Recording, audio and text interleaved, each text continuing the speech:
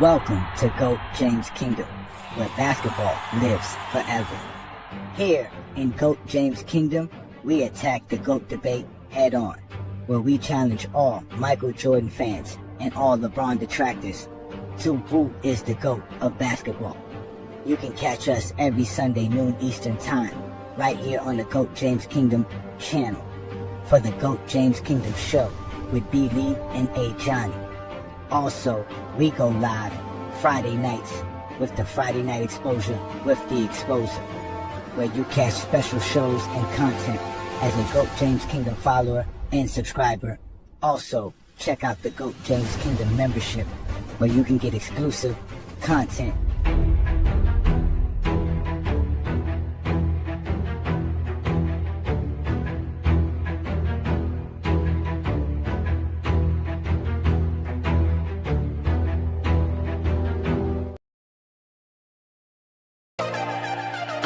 Is the GOAT, I mean go and just look at his legacy. How you so good, I think you owe the league an apology. After you run out of time when you become a referee. Cause I just need one more shot to win this greatness. I know that you could break all of those records twice. When I say twice, I mean maybe a couple of 100 times. Tell me what I gotta do so you'll play till you're 95. Cause I just need one more shot to win this greatness. Hey, shouldn't feel the need to say sorry. Cause Brian, every career ends up stopping. Oh, whoa, shouldn't feel the need to say sorry. Yeah, I know that you're getting old. It's okay cause you're still my goal.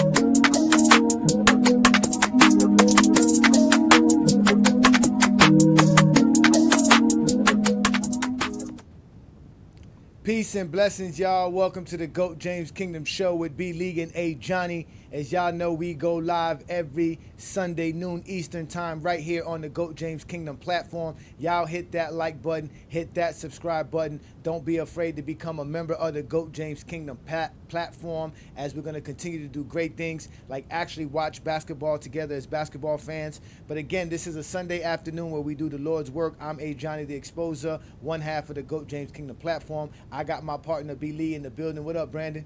What's good, everybody? All right, we also got our normal panelists as usual. Shout out to King John in the building. What up, John? What's up, everybody? All right, we also got T Perfect in the building. Shout out to T Perfect. What up, T Perfect? Good morning, guys. Yes, good morning to you as you're all the way out on the other side of the earth. And what up, Craig? We got Craig in the building. What up, Craig? Yo, what's good? I was looking at John's picture. What is that? Your password on the bottom? No. That's my Instagram. That's my Instagram name. It look like a security code. Yes, indeed. It used to be a code. I ain't gonna tell everybody to what, but it used to be a code. I know you gotta have at least 6 letters, a number. Yes. A symbol, all kind of stuff, all extra stuff, man. It's actually my initials and my daughter initials, so it used to be a code or something, but they don't code no more. Man, I hope it wouldn't be since you said it would. Actually, it's my PlayStation 5. It's my PlayStation 5. If you look for me on PlayStation, that's actually my That's your handle? That's my handle right there. So. Oh my God, man, that's what's up, man. Let's get some shout out to some GOAT James Kingdom members in the building. Shout out to Son of Abba, always supporting what we're doing here. West Coast also in the building. Yeah, man, the LeBron songs, they just keep coming in, man. Let's go. We got Juan Boy in the building, the infamous GOAT James Kingdom member. Yo, what happened to Duke? I know a lot of people parlays is messed up over Duke, yo. Oh man, How they you lost. let I them watched score it. 14 I watched points? the replay of the game. Yes, a lot of people are upset because there's no reason why At Duke's least we gonna know the still be playing. NCAA ain't fixed. Yeah, that's true. That's true. They lost a lot of money, man. Damn, that was crazy, man. Shout out to everybody in the That comments, was a man. Tracy McGrady effort there. Yes, That that was that one goes down hard. That's a heartbreak loss there. That's a heartbreak loss, man. Shout out to you, New World, man. Peace and blessings to you. Shout out to you, Philip. Peace and blessings to you. But again, yeah, today's show is very, very important. As we see, we do got some Zesty Jeffries in the comments as well. Let's give them some shout out. They said, so now you on Jordan's side. We never weren't on Jordan's side. I've always wondered why you guys never listen to Jordan when Jordan talks the game of basketball, because from our understanding, from what we heard over this past week, Michael Jordan said LeBron James can play in any era. But he said that there was only, like, at the time, he said it was Dirk, Kobe, and LeBron that could play in this era. He said this multiple times. I don't know why it's shocking. Jordan said that years ago. Yeah, that's That what was years ago. Yeah, I know, Yes. but he also reiterated recently, supposedly, because I Yeah. believe it's Jason Williams stated that he was on a golf course with Jordan just weeks ago. Of course. And he reiterated himself, and Jordan clarified, yeah, man, LeBron can play in any era. So, yeah, we all know this, but I never understood why Michael Jordan fans, or the Zesty Jeffries in particular, don't listen to Jordan, because they'll run and hear what everybody else got to say, like Tracy McGrady claiming LeBron James can't play one-on-one, which we all know that's false and ridiculous, right? So now we have that situation going on, but they never want to mention when Michael Jordan says LeBron James could play one-on-one, LeBron James could do this. As soon as anybody else says something negative about LeBron, they're quick to make a podcast about it. They're quick to go do a live stream about it.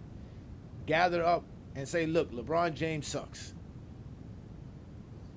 So why don't y'all listen? Why don't y'all Jordan listen to said Jordan? this years ago, before there even was a debate that LeBron can play in any era. So I don't even understand why.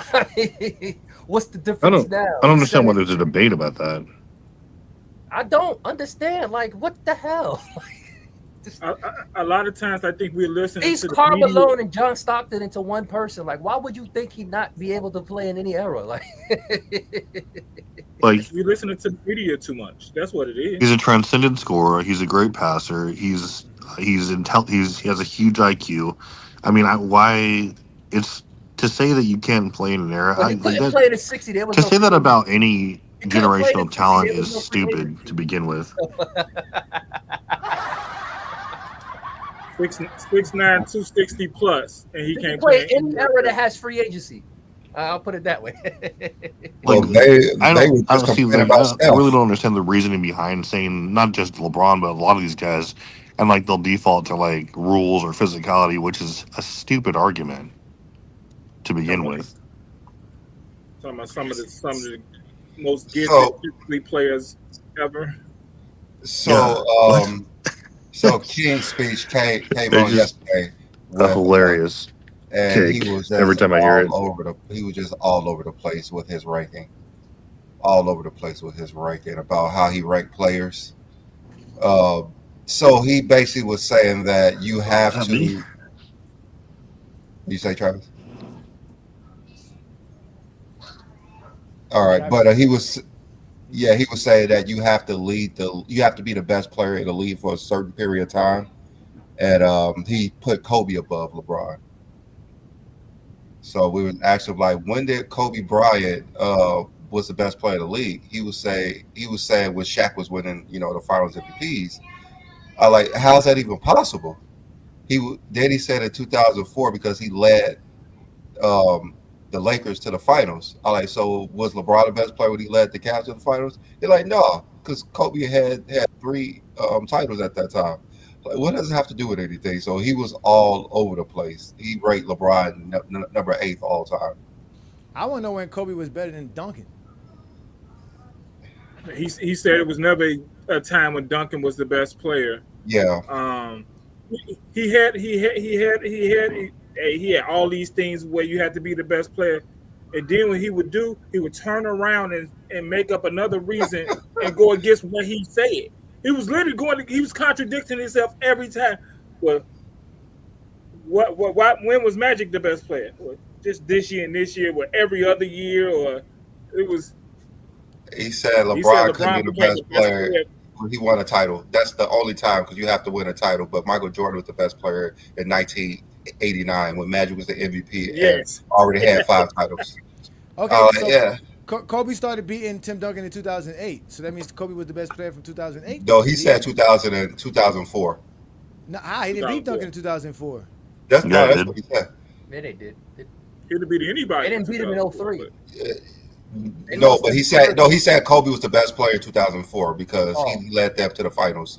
Even though in 2005 he didn't even make the playoffs, but he was still the best player. He said in 2011 was the last time Kobe was the best player in the league. It was never Kobe's team. Karl Malone, Gary Payton, all of them went on that team for Shaq. They didn't go there to go play with Kobe.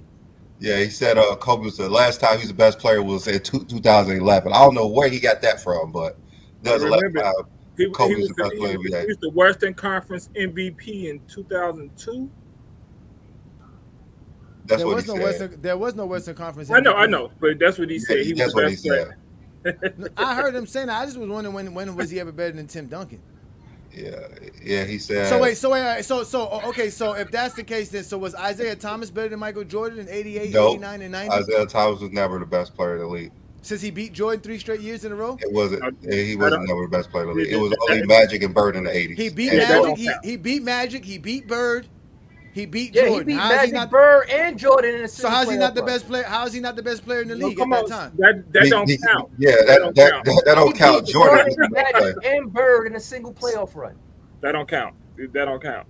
His criteria puts LeBron James as the GOAT. Basically. Yes, he did a Skip Bayless. His Skip Bayless criteria is making LeBron's the GOAT, and his made LeBron the GOAT too. It was pretty funny. We asked him all the hard questions. Shout out to Ruddy Hood Sports. Appreciate the love and support. Thank you so much. Yes, indeed. Shout out to everybody here in the comments, as usual, where you're safe. The link will be up shortly for you, gentlemen. Your boy is here. Your boy is here. The motel room is in the building. Shout out to the motel room. Making an appearance on FYF. Of course, we know he's going to make an appearance on FYF because he loves Lamont and Lamont's channel. That's his favorite place to go. Because he knows if he comes on Go James Kingdom, what happened to him. Yeah, and I was listening to one of his trash streams. What was it, Friday? Oh my God. And also, casual as it gets. You never fuck around, you'll never find out. You got knocked the fuck out, bitch! Yeah!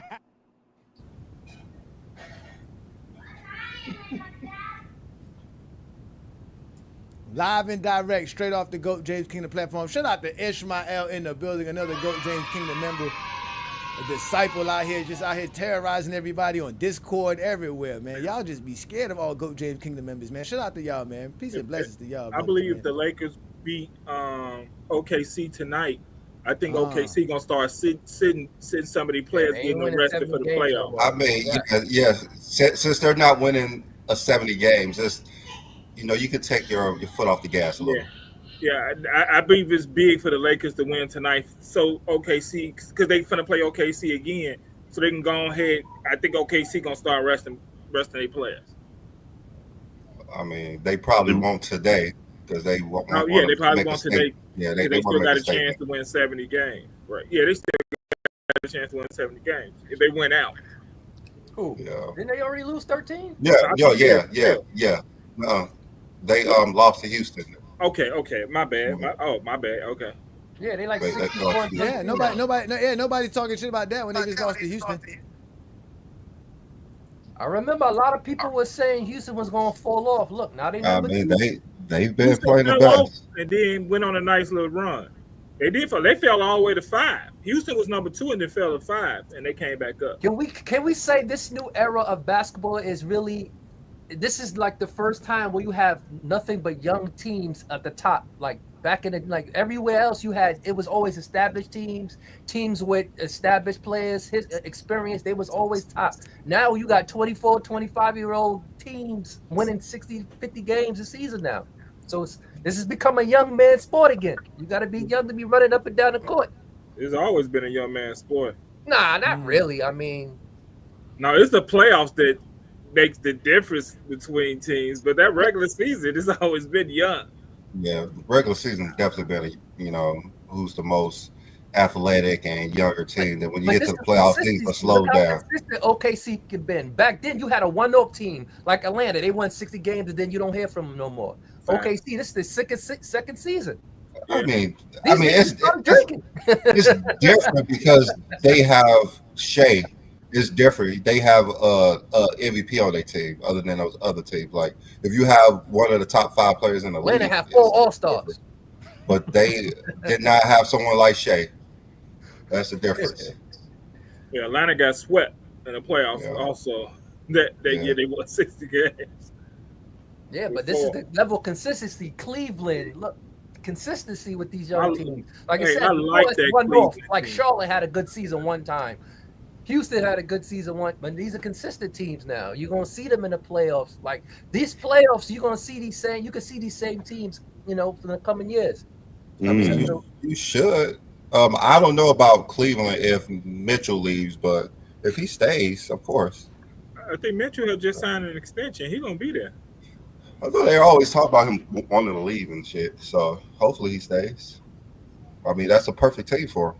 Yeah, I was gonna say he ain't got no reason to leave. I mean, if you leave that situation, you really don't want to win. I just can't wait to see these guys in the playoffs. Like that's what I want to see. Why? What's the playoffs going to show you? What's going to be the difference in the playoffs, Travis? Separate the men from the boys. We're going to see everything. Of course.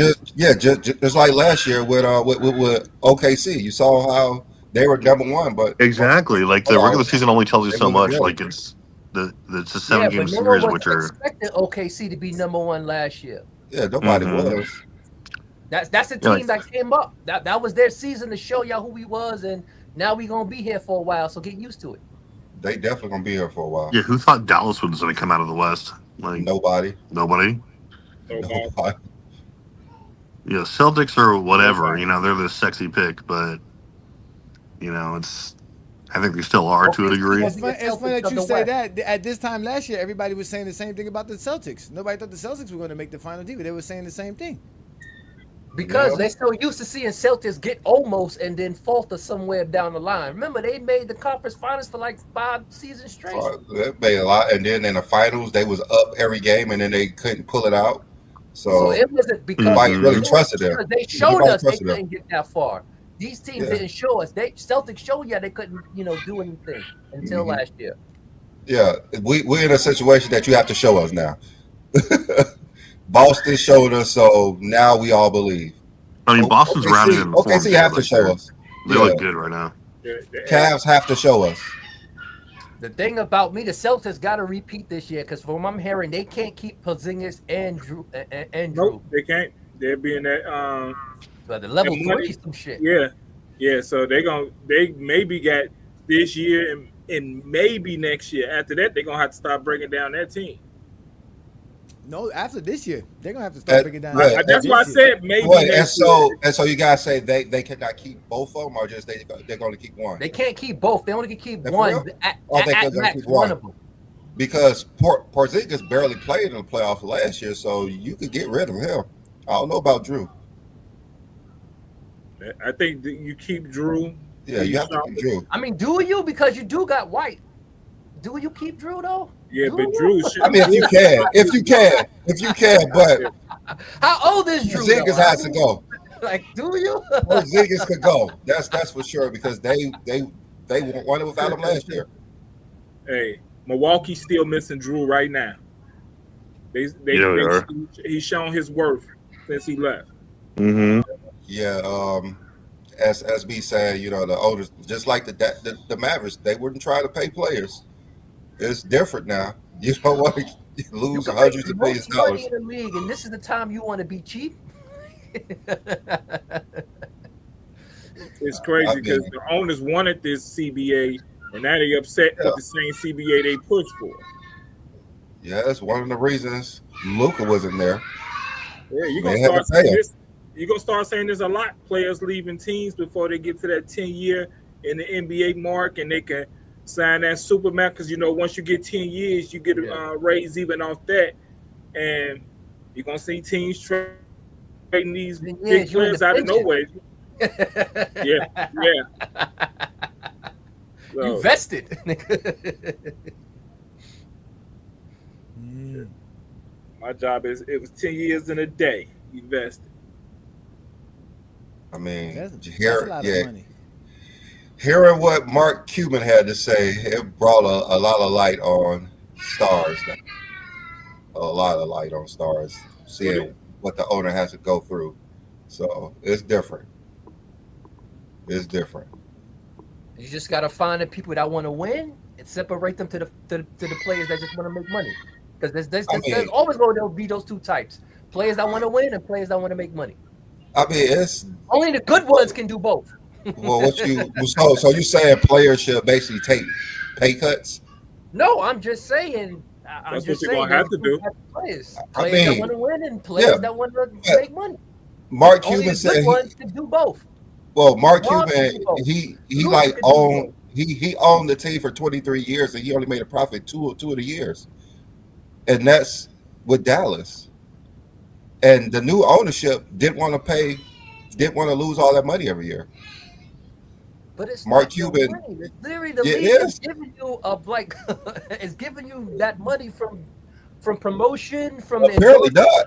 And all Apparently that out of not. pocket. Apparently not. If The Mark most you'll Cuban pay out said, of pocket is the taxes, the luxury taxes. That's what you would have to pay out of pocket. but Mark Cuban said he lost money every year, but 2 years, and he owned the team for 23 years, and he had two international superstars, Dirk and Luca, I and would he love said to. he sold the team because he didn't want his kids to go through what he had to go through. So it's more than that. I would love to know the 2 years he made money. Was he over the salary cap though? Well, those probably 2 years he wasn't over the salary cap. 2 years they made the finals. And then probably, but I guess they made it three, but who knows? But then Boston just sold their team. For 7 billion. Like they got tired of losing money too. No, they did the smart thing. We just won the championship. I got all these players signed up, locked up. Hey, you sell why it's hot and I get the mean, most money. if You you're always making if a you own profit, a you don't team, want you to sell always it. But got owning a team is an investment. You gotta have it for years and years and years. So when you're ready to sell it, that's when you make your money. You can't have it for a couple of years and then sell it. He did right. There's no reason he why had you it for should own a 23 team for more years. than 2 decades in this economy, because you can sell it and make 3 times as much what you paid for it. I mean, can you really spend $7 billion? I mean, Yes. yeah. And give me a chance. I give you. I try it out very much. Hey, I give mean, me I 7 billion, suppose. and I'll let you know I later. mean, Okay. these are billionaires owning teams anyway. So, but still, like Mark Cuban said, he was losing money 21 out of 23 years, hundreds of millions of dollars. He said, That's crazy to think about. and I he mean, didn't but want his kids to lose That's hundreds of because millions of he had dollars. all those special promotions, selling dollar tickets, and he was doing a lot of that stuff. He was giving back. So it's not like he was losing money doing regular. He was doing some extraordinary stuff with the team. Free tickets. Well, guess what? The Mavericks are going up But on their ticket prices at the next year. beginning, yeah, like they literally got rid of Luca. Like I think it's because they're losing too much money. Even look, Jordan gave up his team. I mean, I'm that was pretty probably sure he definitely was part of losing it. too much money too. Yep. I So mean, this, how many I of the think they It's got teams? a hot commodity now. Look at all that money. Look at all that money. They just 77 billion. You think ain't nobody want to be a part of that? It's 77 Jerry billion Randolph has dollars, owned the Bulls for a and there's long only time. 30 Jerry teams. Randolph. $77 million for 30 teams. You can do the math. $77 billion for 30 teams. Chump change. Great. Shout out to Mike Peak in the building. Peace and blessings, brother. Thank you for supporting what we're doing here. Indeed. Shout out to you, brother. Indeed, man. Not even gonna respond to man. You Just talking about tell you, me really? how a man looks. I'm just not even gonna respond to that. I don't get into man facing people. He's in the building. Shout out to Peak Town, man. Always doing the thing. We definitely done with the 90s, brother. We are definitely done with the 90s, man. We done with the 90s. Jordan big trash. We calling him Jordan Cougar now. He ain't got no left hand. Garbage. What's poppin'? Yeah, man. Shout out to you, Mike, man. Keep doing what you doing, bro. Shout out to you for the show, man. Thanks for the What's love, up, New brother. World? Thanks for the love. They out here in the comments. We got fake Laker fans in the comments, Brandon. Got fake Laker fans in the comments. What's good, Marcus? Peace and blessings. Thank you, another GOAT James Kingdom member. Yeah, we out here enjoying the Sunday, doing the Lord's work right before the Lakers get a chance to show y'all why they gonna whoop on everybody for the playoffs. I can't wait, bro. Y'all are hilarious, bro. Completely hilarious. What y'all think about Golden State right now? How they looking right now? You know what? That's what I was gonna probably say today's show should have been about, but today's show topic was actually brought up by a GOAT James Kingdom member. They wanted to hear us talk about Michael Jordan, and this is why we don't talk about what people say, because there's really nothing to talk about. I don't know how these dudes do shows about what other people say. Like, it doesn't make no sense. Don't really make no sense. But I mean, the Golden State Warrior is the real factor here, because for all of a sudden the Warriors, nobody has to figure them out, right? They're on a hot streak. That's it. They're on the run. Everybody has to just bow out to them. But when the Lakers were on a hot run and running well, it was, oh, well, wait till everybody figure them out. Eventually, the Lakers are not going to be able to do nothing. Agreed. Stop coming up here with lies, Anthony. The Lakers are not 19th in defense in the last 20 of games. Please stop it. You guys are just liars. I was just looking up the numbers just now. Just lying ass motherfuckers, bro. I don't know. Golden State gonna be scary. They're gonna be scary in the playoffs. They didn't Curry got somebody to take the load off him. Well, it depends if Butler keeps up his play. That's what I'm saying. And Kuminga. But we're gonna see. Obviously, Curry's gonna do his thing. Curry's been insane last few games, but we'll see what JB does. I mean, what's that one guy who's hitting all those threes last game? I forgot his name. Podzinski, something like that. Podzinski, yeah. Like, I mean, how many times you expect that to happen? I don't have to. Every game. Let me ask I you. don't have too much faith in Golden State. So right now they will play Denver in the first round. Let's go. I'd watch that. Yeah, I have no faith in Golden State doing anything in the playoffs. Wow. I don't think they will beat Denver. Denver's looking pretty shaky right now, man. I don't know. You don't think Golden State could beat Denver?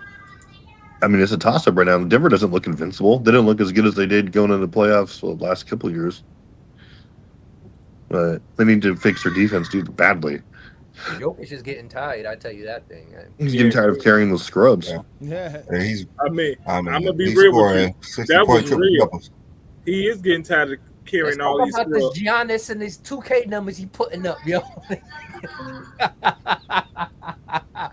Yo, what he had? 35, 17, and 20? Same thing with Giannis, man. Get him off that team. In the last 19 games, let me see here, the last 19 games. The last two games, Giannis scored 72 points, 35 rebounds, 32 assists in the last two games. He's not in the MVP conversation. Yeah. Dude, give me this year's Giannis over Shea. He is in the MVP conversation. He's a distant third.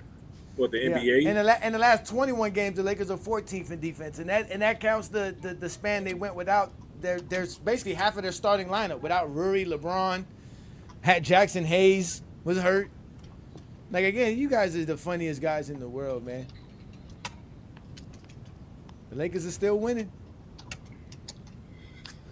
All right, so I with this era thing, ball. I I did have something to like show you guys. So let me bring it up. It's probably a clip we could keep using it, John. Let me play it.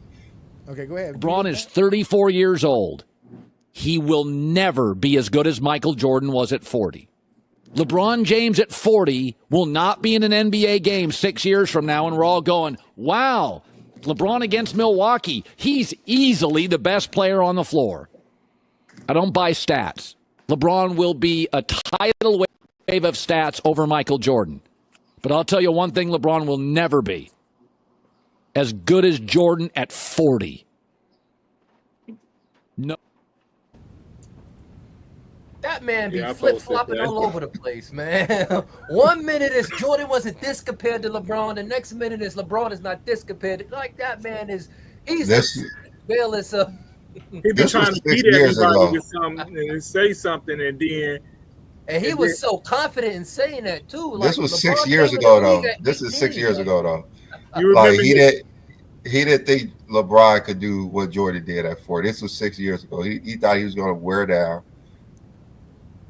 Well, years ago, he said that LeBron, you can go ahead and retire. We got Ben Simmons. Ben Simmons can take over what you did. Lol. He said the same thing. He gives you really bad takes. It'd be really bad too, because he said it with so much confidence. That's what I said. He said it so confidently. Like, that man ain't give you no hints on retiring and no 2019 for you to even make that take. The man came in the league at 18. Well, this was when LeBron James first got to the Lakers and he got hurt. So I'm guessing he was hurt because it's March 2019. He was hurt. He was out. Yeah, that's with the groin injury. Yeah, he's probably thinking there's no way LeBron's getting hurt. The Lakers not making the playoffs. He would not do what Jordan I don't know why did. he would just that's a season prior. He played all 82 games. Yeah, but even that year before he got hurt, that Christmas Day game, the Lakers the 4th seed in the West before he got hurt. So he was playing good before he got hurt that year. So it made it look bad that they got hurt, they missed the players, and then half that squad left and they got AD. So they made it look bad. And then his whole tune changed the following year when they won the title. So, but yeah, it's good to hear that. That's pretty funny. That LeBron James was not going to be good at 40, which we already know he's still great. He's not going to be as good as he's playing better at 40 than Jordan did at 40. Like, I don't. He's playing better at 40 than anybody at 40. I think. Because he's the GOAT. That's just the facts. He's just the GOAT. Unfortunately, you're probably right at this point. Yeah, I heard Johnny, Travis. I heard Travis, you stopped sneaking out at night. I heard you stopped sneaking out at night. What happened? Your boy stopped going live, so now you have no place to go at night. No more sneaking out. Huh? I had to change it up, man. I couldn't deny it anymore. I don't believe you. You need more people, bro. I need about a good 3-4 weeks of you talking like this. But for now, I'll let Brandon and John enjoy this. But I don't believe you. You need more people. It was too much for me. Couldn't do it. You're still an MJ delegate to the core. In reality, you're really a Kobe Bryant fan. I don't know why you just won't hop out and just admit it. Just embrace it. The greatest player ever, Kobe beating Bryant. I couldn't warp reality that hard to make that claim. Couldn't create your own matrix and make it happen for yourself. Yeah. No, you can't do that. Yeah, I mean, in my perfect world, he'd be the GOAT, but he's not. No argument for. There's a lot of people who. Dude, in my perfect world, in the perfect world, Duncan's the GOAT, honestly. Duncan.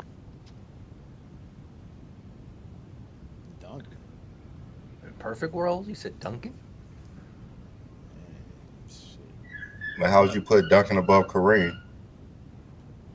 Because he was twice the player defense. I don't know. Like, it's hard to put him above Kareem because like you have to weigh accolades, right? Kareem would just had a way better peak than Duncan. He was no slouch defensively. He has 3 times as many MVPs. So it's I mean, you couldn't put him above 10, but you know, 10 was going through the wars. Duncan never led a Spurs team in less than 50 games for his whole career. Yeah. 19 seasons of 50-win seasons. That's pretty crazy. Yep, it's insane. But I mean, he was in probably the best organization in basketball, also, right? Look at them now. You saw us the best organization. Well, I mean, obviously he retired Well, they like just had the 7 years greatest collection of talent at the time they was doing all this. Mm-hmm. Yeah, they had some pretty good Great teams. But hey, organization going. No matter who. one of the things about the Spurs that they picked the talent that no one thought was going to be talented. Manu Ginobili, Tony Parker, Kawhi Leonard. No one really thought they was going to be who they were. So you got to give it up for them. Like, they drafted great. Well, of course. I mean, they tanked at the right time. They tanked in '96 to get Duncan. Yeah, that's the one thing they did, and they didn't really tank. It's just their best player got hurt. You got to think we're lucky that happened. Yeah. They I don't think they really tanked. They just without Robinson. You had to tank to get rid of Rodman for Will Purdue. You had to be taking. That was 2 years prior. No, that was 96. 95, 96. That was 95. Duncan was drafted in 97. 97. That's what I'm saying. Yeah. That's what I'm saying. But in 96, they traded away Dennis Rodman. Then, and in 97, right? 96, They 97. traded him in 95, 96. Yeah, Craig, right? Yeah, that was a year prior, right? Was 95, 96 season. He was on he the got Bulls. traded in 95. He got traded in 95. Okay, yeah. So Duncan came the right. following year. That's right. Yeah, he did come the following year. Duncan's rookie year was 97, 98. 96, 96, 97. No, right? that's 97, 98. 96 It was and 97, 98. Allen Iverson. Yeah, Allen Iverson was the number one pick in Okay, 96, okay. 97. Yeah, because But the still. 97 it was Duncan, and then it was that Keith Van Horn that era. Keith Van Horn. He said Keith Van Horn. Oh my God. Keith Van Horn's the second pick, right? He was the second pick, I thought. Yeah, he was supposed to be the truth. That's what I'm He was saying. supposed to be. He was supposed to be. How you go from Tim Duncan to Keith Van Horn? Like, Was Duncan the best player in his draft? hell yeah. Obviously, He played the all first 4 pick. years in Wake Forest. He was the oldest in the I'm draft. talking about now that we've seen everything. Now that we've seen everything, was he the best player in his draft? Oh, you talking about Tim Duncan? Yeah. Yeah. I don't think So Kobe ain't the best player in that draft? No, Kobe Kobe was came Iverson the year draft. before. Yeah, Kobe came the year before. Kobe was in the Iverson draft. The Iverson, Yeah, he was in Nash, the Iverson Marbury, Okay. Kittles. 96 draft. And so is Kobe the best player in that draft? Of course. He's better than AI. Yeah. Without a doubt. Of course. Without a doubt. I know one person who wasn't the best player in their draft. The guy who got drafted in 1984. Oh, so he's not the best draft prospect ever in '84. He wasn't the best player to come out of '84. Now that's the same question. Now He just wasn't the best prospect coming out of '84. That's all. it was never getting no guard as the best prospect in the '80s. It was a big man league. Literally all top picks was centers and forwards. I mean, It was a right. privilege to be a shooting guard and get picked third. Like, Did Hakeem make the finals his second year? yeah. So I guess they thought it worked out perfectly. Other than Sam Bowie. I thought he was talking about Sam Bowie. Jordan gets drafted to Houston, and Houston Rockets never win the championship. The Bulls start winning championship instantly with I mean, there's an argument for drafting Hakeem Olajuwon over Jordan anyway. I mean, if you're building a team, right? I don't know. I would put third on top of it, let alone drafted second. You was third. I mean, He was should have third, been. not because, it was because of his physical feature more than his skills. Like I said, big men ruled that time. So if you was a good big man, they're gonna pick you over a great guard. Mm-hmm. That's just how it was back then. I think the reason Sam Bowie was the second pick was because what he did in the tournament. If I'm correct, What he did in the tournament. In 1981, But I think they also Mark felt like Aguirre, they had Clyde Drexler. If I'm correct, 1981, Mark Aguirre and Isaiah Thomas went 1 and 2, and they're not even 6'5". And who was the centers in that era? In that draft? I mean, I don't know. Well, who was the centers in that draft? Any of those centers better than Hakeem? Or Sam Bowie? Was Ewing in that draft? In 1982, 81? Oh, 81. Whenever Isaiah Thomas was drafted. Hey, listen to this dumb take by your boy Brandon Katz. Oh. Said Jordan was clearly better than Hakeem in year 2, and Jordan was hurt majority of the year, and Hakeem made it to the finals. They don't know history, Brandon. Said Jordan averaged 28 points that year. He as a rookie. How does that That's affect what Hakeem was doing? That was Said, but he said he averaged that in year 2. Yeah, no, he didn't average that year 2. He averaged 22 points in year 2. Wall Street Brandon. If you want stocks and you want to invest in companies that's gonna fail, call Wall Street Brandon. You'll be fine. Yeah, Brandon. I mean, not Brandon. Craig. It was Buck Williams in that draft. Big man. Todd Chambers. Another big And man. any of those better than Hakeem? Any of those two players No. you named better than Hakeem? Nah, Okay, my point exactly. Buck Williams is way better than Hakeem. I mean, who is better than Sam Bowie? Sam Bowie there, since he went above Jordan. What about Sam Bowie? Nobody. Man, I'm looking Yeah, they're better And like than I Sam said, Bowie. because he was a big man. Sam Bowie's the GOAT. But I mean, just like we're And they already had Clyde Drexler. Why would you pick a guard and you already got a guard on your team? Houston did the That same makes thing. no They had sense. Samson and they still picked Hakeem Olajuwon. And look, and it worked out for Houston. Look at Portland. That's what I'm saying. They could have had Jordan and Clyde Drexler if Jordan was it really worked that out for dude. them. It worked out for them with 2 centers. No, it didn't. Yeah, I mean they lost to like the greatest team ever, right? The top 3. Yeah, they lost Finals. in '86. They beat Kareem and Magic. Yep. Lucky, but yeah, they beat Kareem. Kareem didn't have anything for those guys at that point. They really did. Oh man, I can't wait to have my parade on Crenshaw. It's gonna feel so good. What parade? The Dodgers gonna have a parade on Crenshaw. They look great. If y'all watch baseball, watch the Dodgers play. Watch the Dodgers play. Hey Johnny, I'm flying to LA with you for the parade. You flying? Yeah, save your money, John. That's not I mean, happening. it's gonna be cold in November. That's the parade is in November. Why are you flying out in June? Like you gotta wait till November for the parade on Crenshaw. Crenshaw, man. Yeah, man, parade on Crenshaw. No, they're not coming out of the West, John. Just save that. They're not coming out of the West. I know a couple Fuck of no. cities who ain't gonna get no NBA finals no time. So I know the Heat is one of them. It's Biscayne in June. Why you always gotta throw my Heat in there, man? Come on, man. Still Biscayne in June. That was a devastating loss last night, so I really tried to get emotionally invested in it because we was kind of like playing good, and I was like, oh man, we could probably beat Milwaukee. Bam's balling. We don't got Tyler Hero, and typical Heat fashion, we coughed it up in overtime. Last 30 seconds of the game, just a debacle. Just hurt my heart. It just hurt my heart. It's really sad. Just go down with the ship. Jimmy. Oh my God. Oh, you know, hey, look, hey, Craig, look what they wrote here. Craig gonna cry on his shoes if the Lakers win a championship. That is actually I a sleep great. well at night, man. Yes, indeed. Craig does sleep well at night, and in fact, Craig has a new segment for everybody, y'all. We gonna drop y'all with a brand new segment because we all know Craig is, Craig is the sneaker man. He's a big time sneakerhead. He be doing his thing, but now we got a new segment with Craig, y'all, and it's called the Soul of the Game, and he's gonna break down something for y'all. So here we have it, y'all. With that, these shoes that we're about to design with words starts with the soul. Not a soul, but a soul, what touches you to earth, that's floating in nowhere, the soul. Yeah,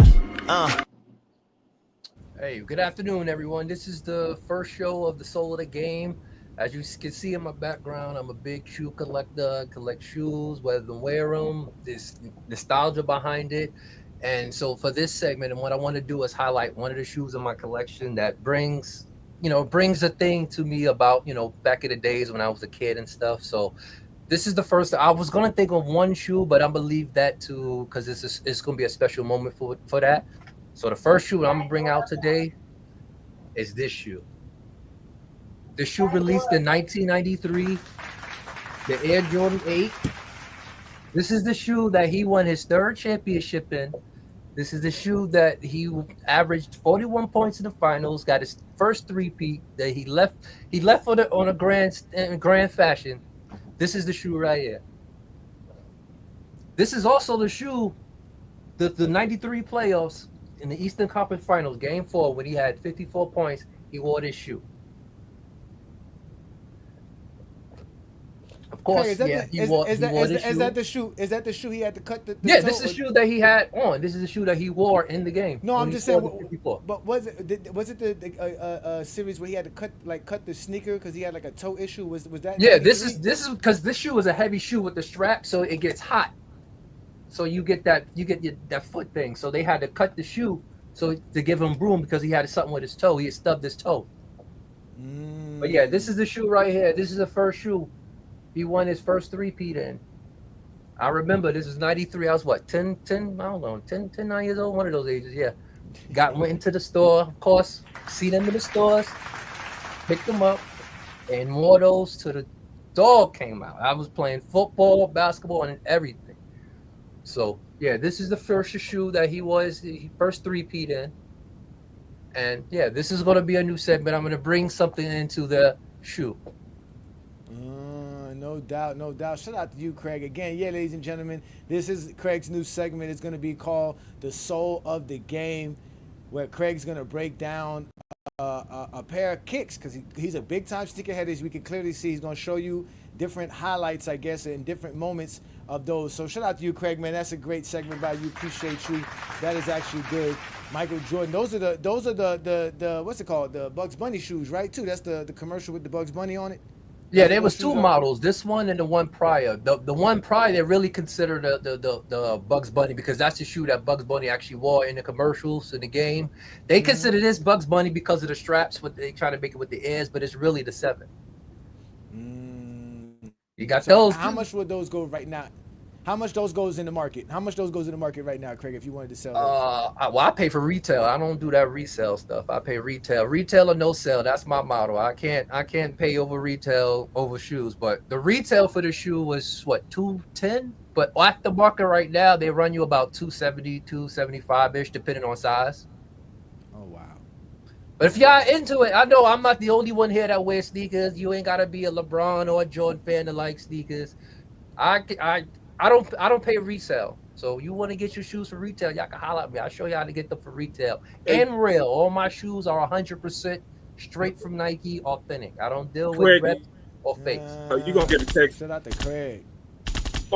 I want the Jordan 10s, the gray and black. So those the ones I want. But they come out this year.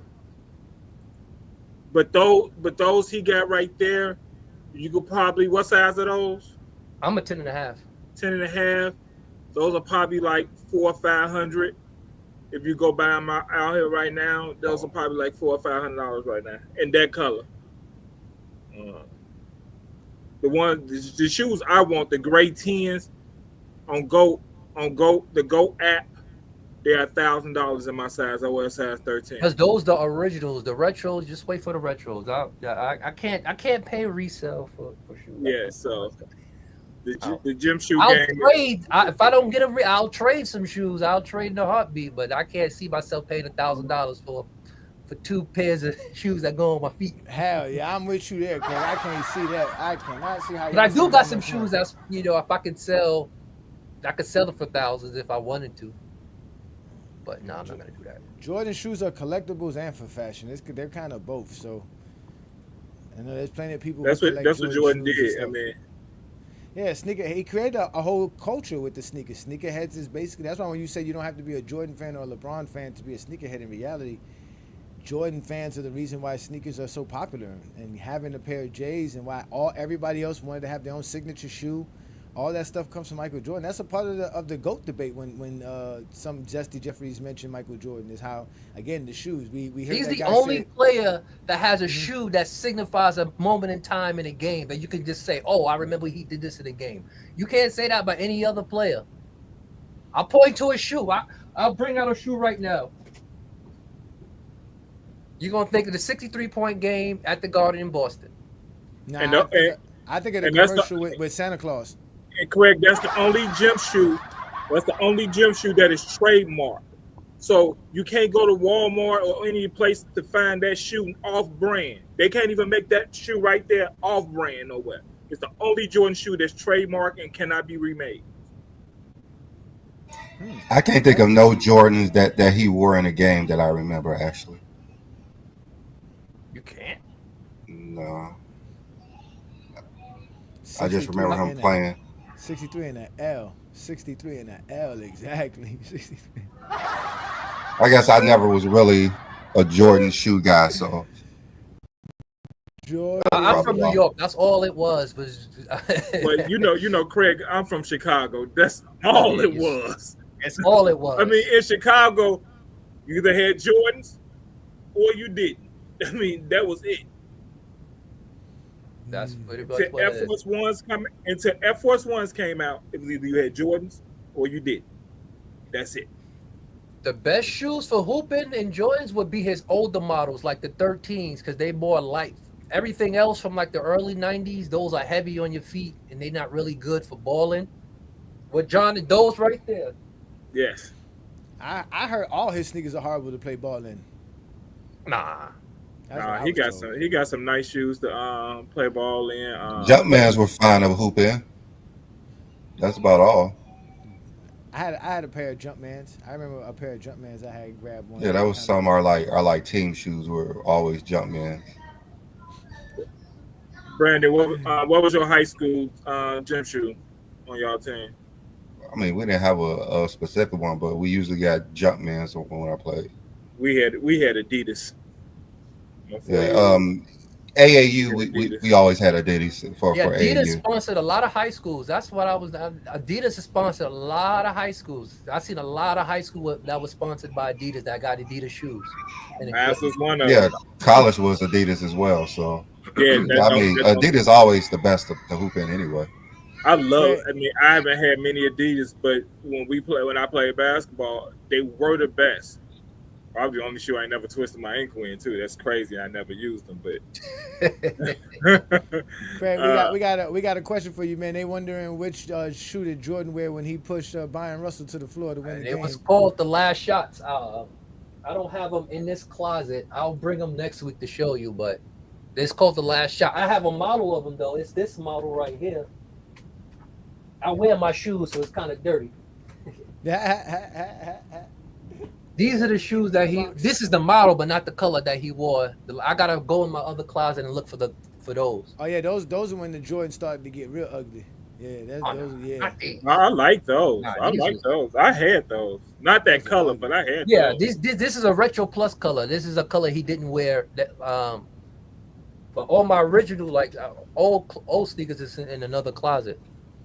Yeah, I think this segment, Craig, gonna be great. The gym shoes, because they got every month they tell you what shoes gonna come out every month. I think this gonna be a great segment, and hey, I tell you, if y'all want to get to know, I know I'm not the only one here to buy shoes, but I'm the only one probably to buy. Well, I got my screen kind of. I got my screen kind of. You ain't gotta be a Jordan fan to like shoes. That is crazy. That is hilarious. But you know what? If y'all knew as much about Michael Jordan's career as y'all know about his sneakers, maybe y'all would be able to have a good argument about why he the GOAT.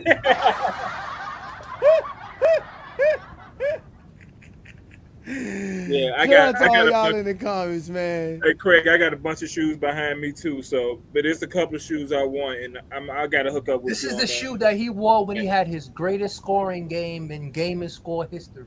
He dropped 69, 18, and 5 in 1990. On the fake stats.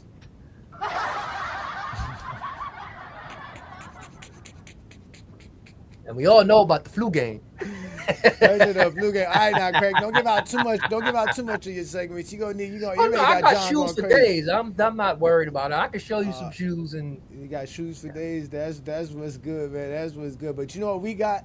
We got GOAT James fans for days, and we back with obviously King John's Flowers, man. And with King John's Flowers, we get a chance to show everybody and give support to all GOAT James Kingdom fans, and also just GOAT James fans in general. Because again, ladies and gentlemen, GOAT James fans are the best. We support basketball the best.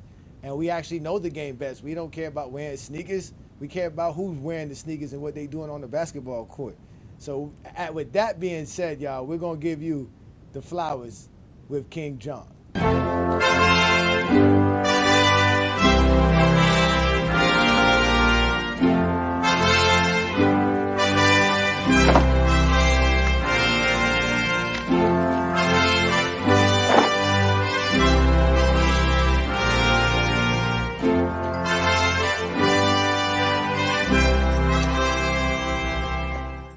Rosebetters!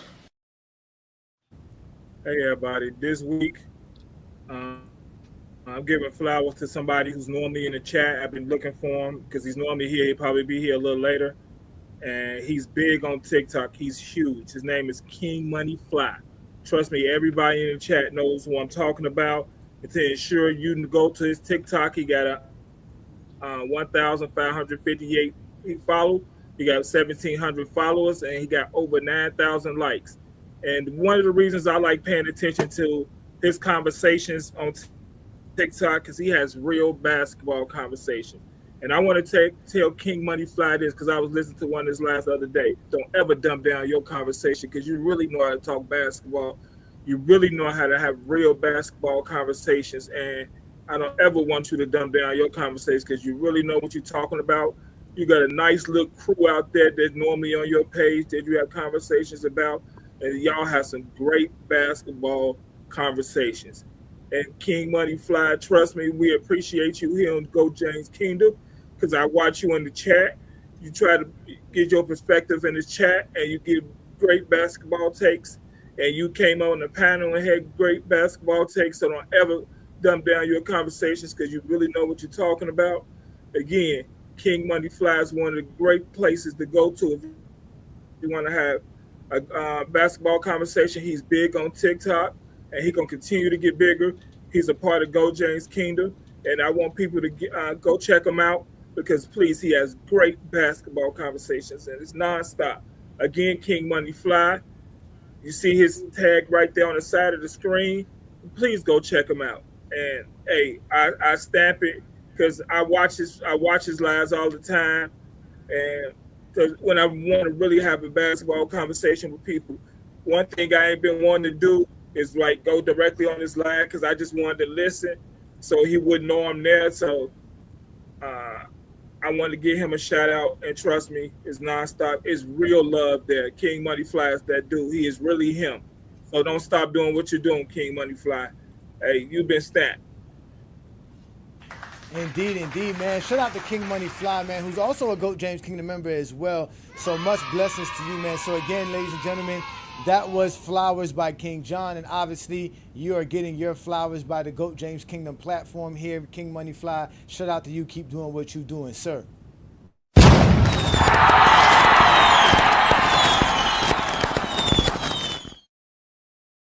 Is that a screenshot that y'all took? Because he was like, how you going to go live and we live right now? Yeah, it was a screen. Actually, I took the screenshot because I was on his live watching it when this was yesterday. How he going to go live knowing we live right now? So, I said he was live when I took it because I was on his channel yesterday. So, yeah, man. These dudes are something else, man. So Travis, Travis is not eligible to do his take because he's having some technical difficulties. As you know, as we're trying to get back to doing our normal shows here again, ladies and gentlemen, this is the Sunday afternoon show, the GOAT James Kingdom show with B. Lee and A. Johnny. We do this live every Sunday noon right here on the GOAT James Kingdom platform. Hit that like button, hit that subscribe button. Don't be afraid to check out the GOAT James Kingdom membership. We do the Lord's work. Today's show, we're actually kind of freestyling it this week because we're at the tail end of the NBA season and all the things that's going on. But we've always told you guys that every basketball discourse, and mostly the most popular basketball discourses, are all basketball platforms that talk about the GOAT debate in general. But here in GOAT James Kingdom, we don't run from it. We don't shy from it. But there's one particular individual now that I'm starting to see that a lot of the Zesty Jeffries are starting to run to. And Travis wanted to call him out. So without Travis being here, I'm going to help Travis call this guy out because I've actually wanted to challenge this gentleman to a one-on-one debate because he talks a lot of recklessness on his channel, and I get all his Zesty Jeffries sending GOAT James Kingdom his silly posts, and we're gonna give you an example who this guy is and how silly he sounds and how quickly he would get exposed if he ever decided to step on the GOAT James Kingdom platform. So let's go ahead and show the guy that Travis was gonna expose today, and I'm gonna go ahead and expose him, and we're gonna expose him together here on the platform. So ladies and gentlemen, here is the #1 Zesty Jeffrey candidate to take over Stephen A's spot, Mr. Glenn Williams. I think it's Glenn Willie, with Willie Glenn. What's up, fam? Let's talk about GOAT criteria for once. And I know this is going to be a mind bend for you bronzexuals because it's just something you're not good at, sticking to a topic, but we're going to do it anyway, nonetheless. So let's get started with, you can't be considered the GOAT and you've choked on the finals on multiple occasions. There's no getting around 38% from the field in 2007, and there's no getting around turning into the #2 player on your team in 2011. You can't be considered the GOAT if, in fact, all you do is get coaches fired. You can't be considered the GOAT when, after 22 seasons, you couldn't put your finger on a single player that you developed to a Hall of Fame level. You can't be considered the GOAT when, in fact, all you do is beg for help, and we have proof because you're in videos saying all you do is beg for help. You can't be considered the GOAT when everything that the bronzexual bring up to defend you has to do with longevity and not in-game dominance or annual dominance that we prefer. You cannot be considered the GOAT after 22 seasons and you have less than half of the accolades of Michael Jordan.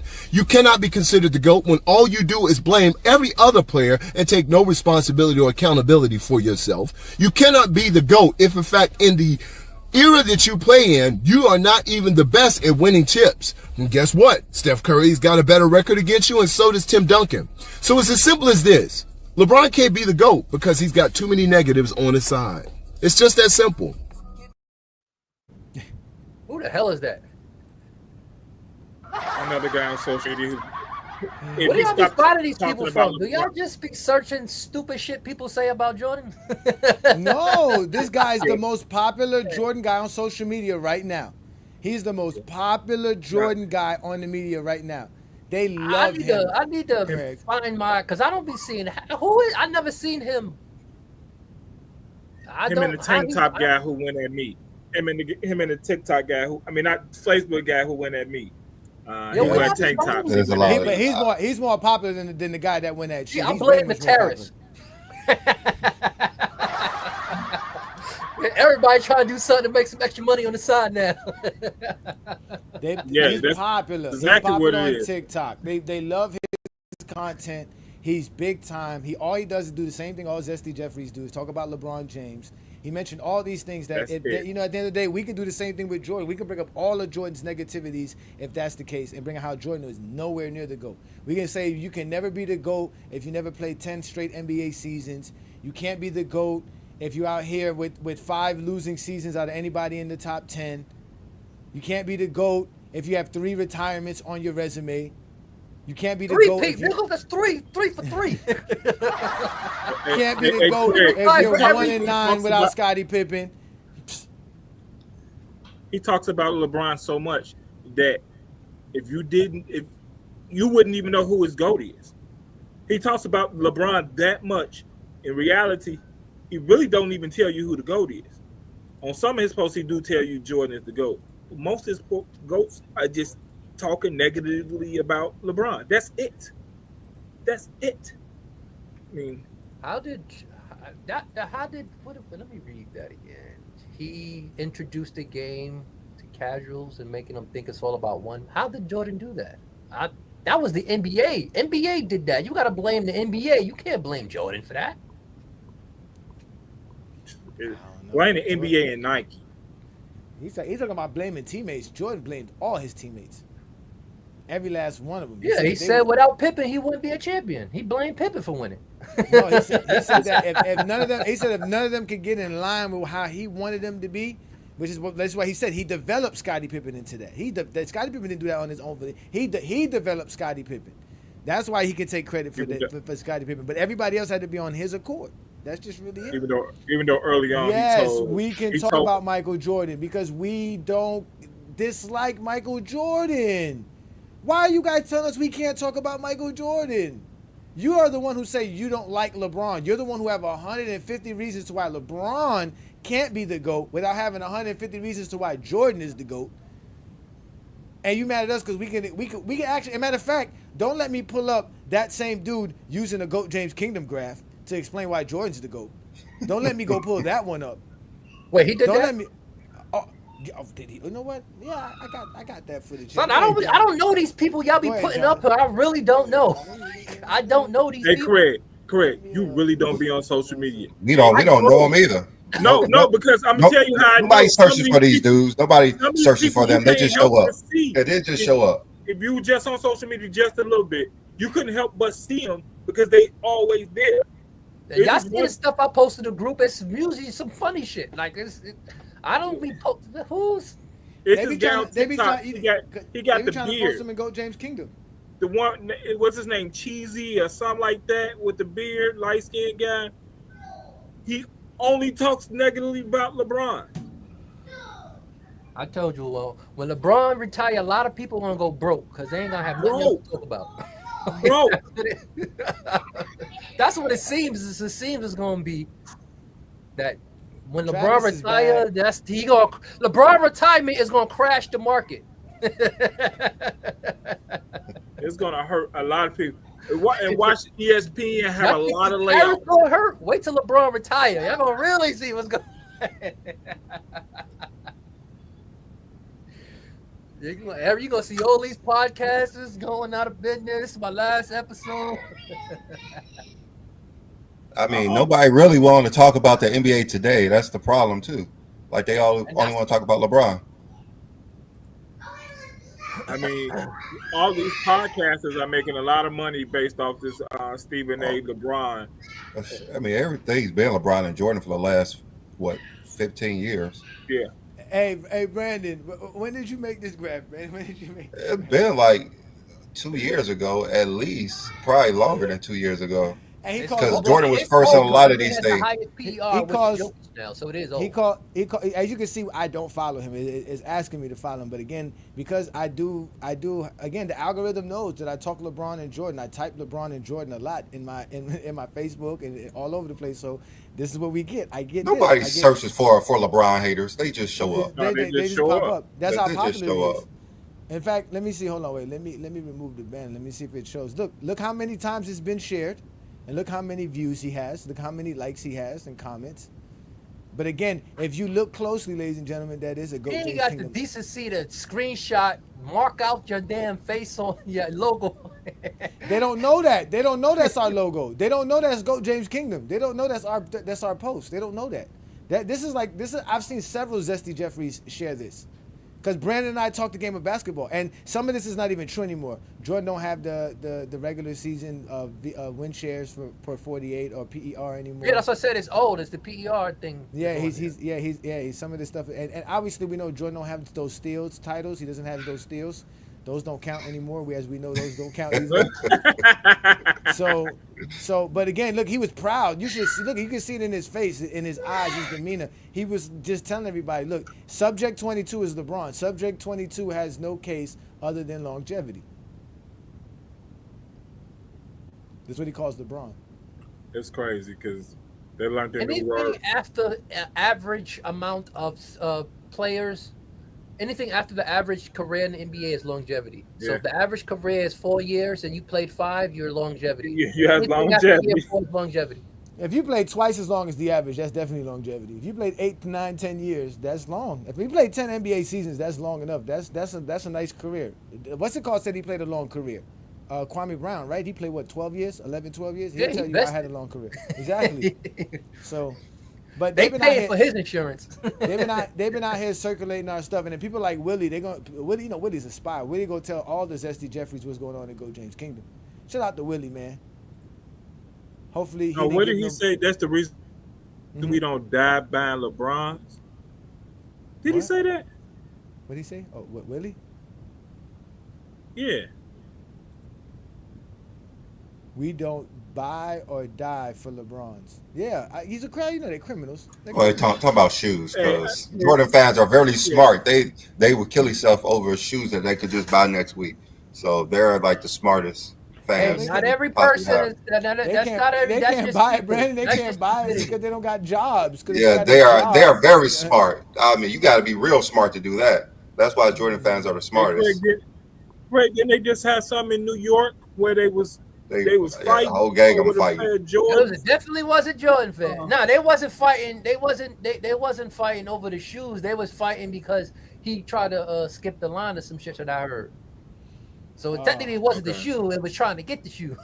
How dare you do what LeBron do and skip the line to be the greatest? You can't do stuff like that. That don't work on a Jordan line for some J's. What's wrong with you?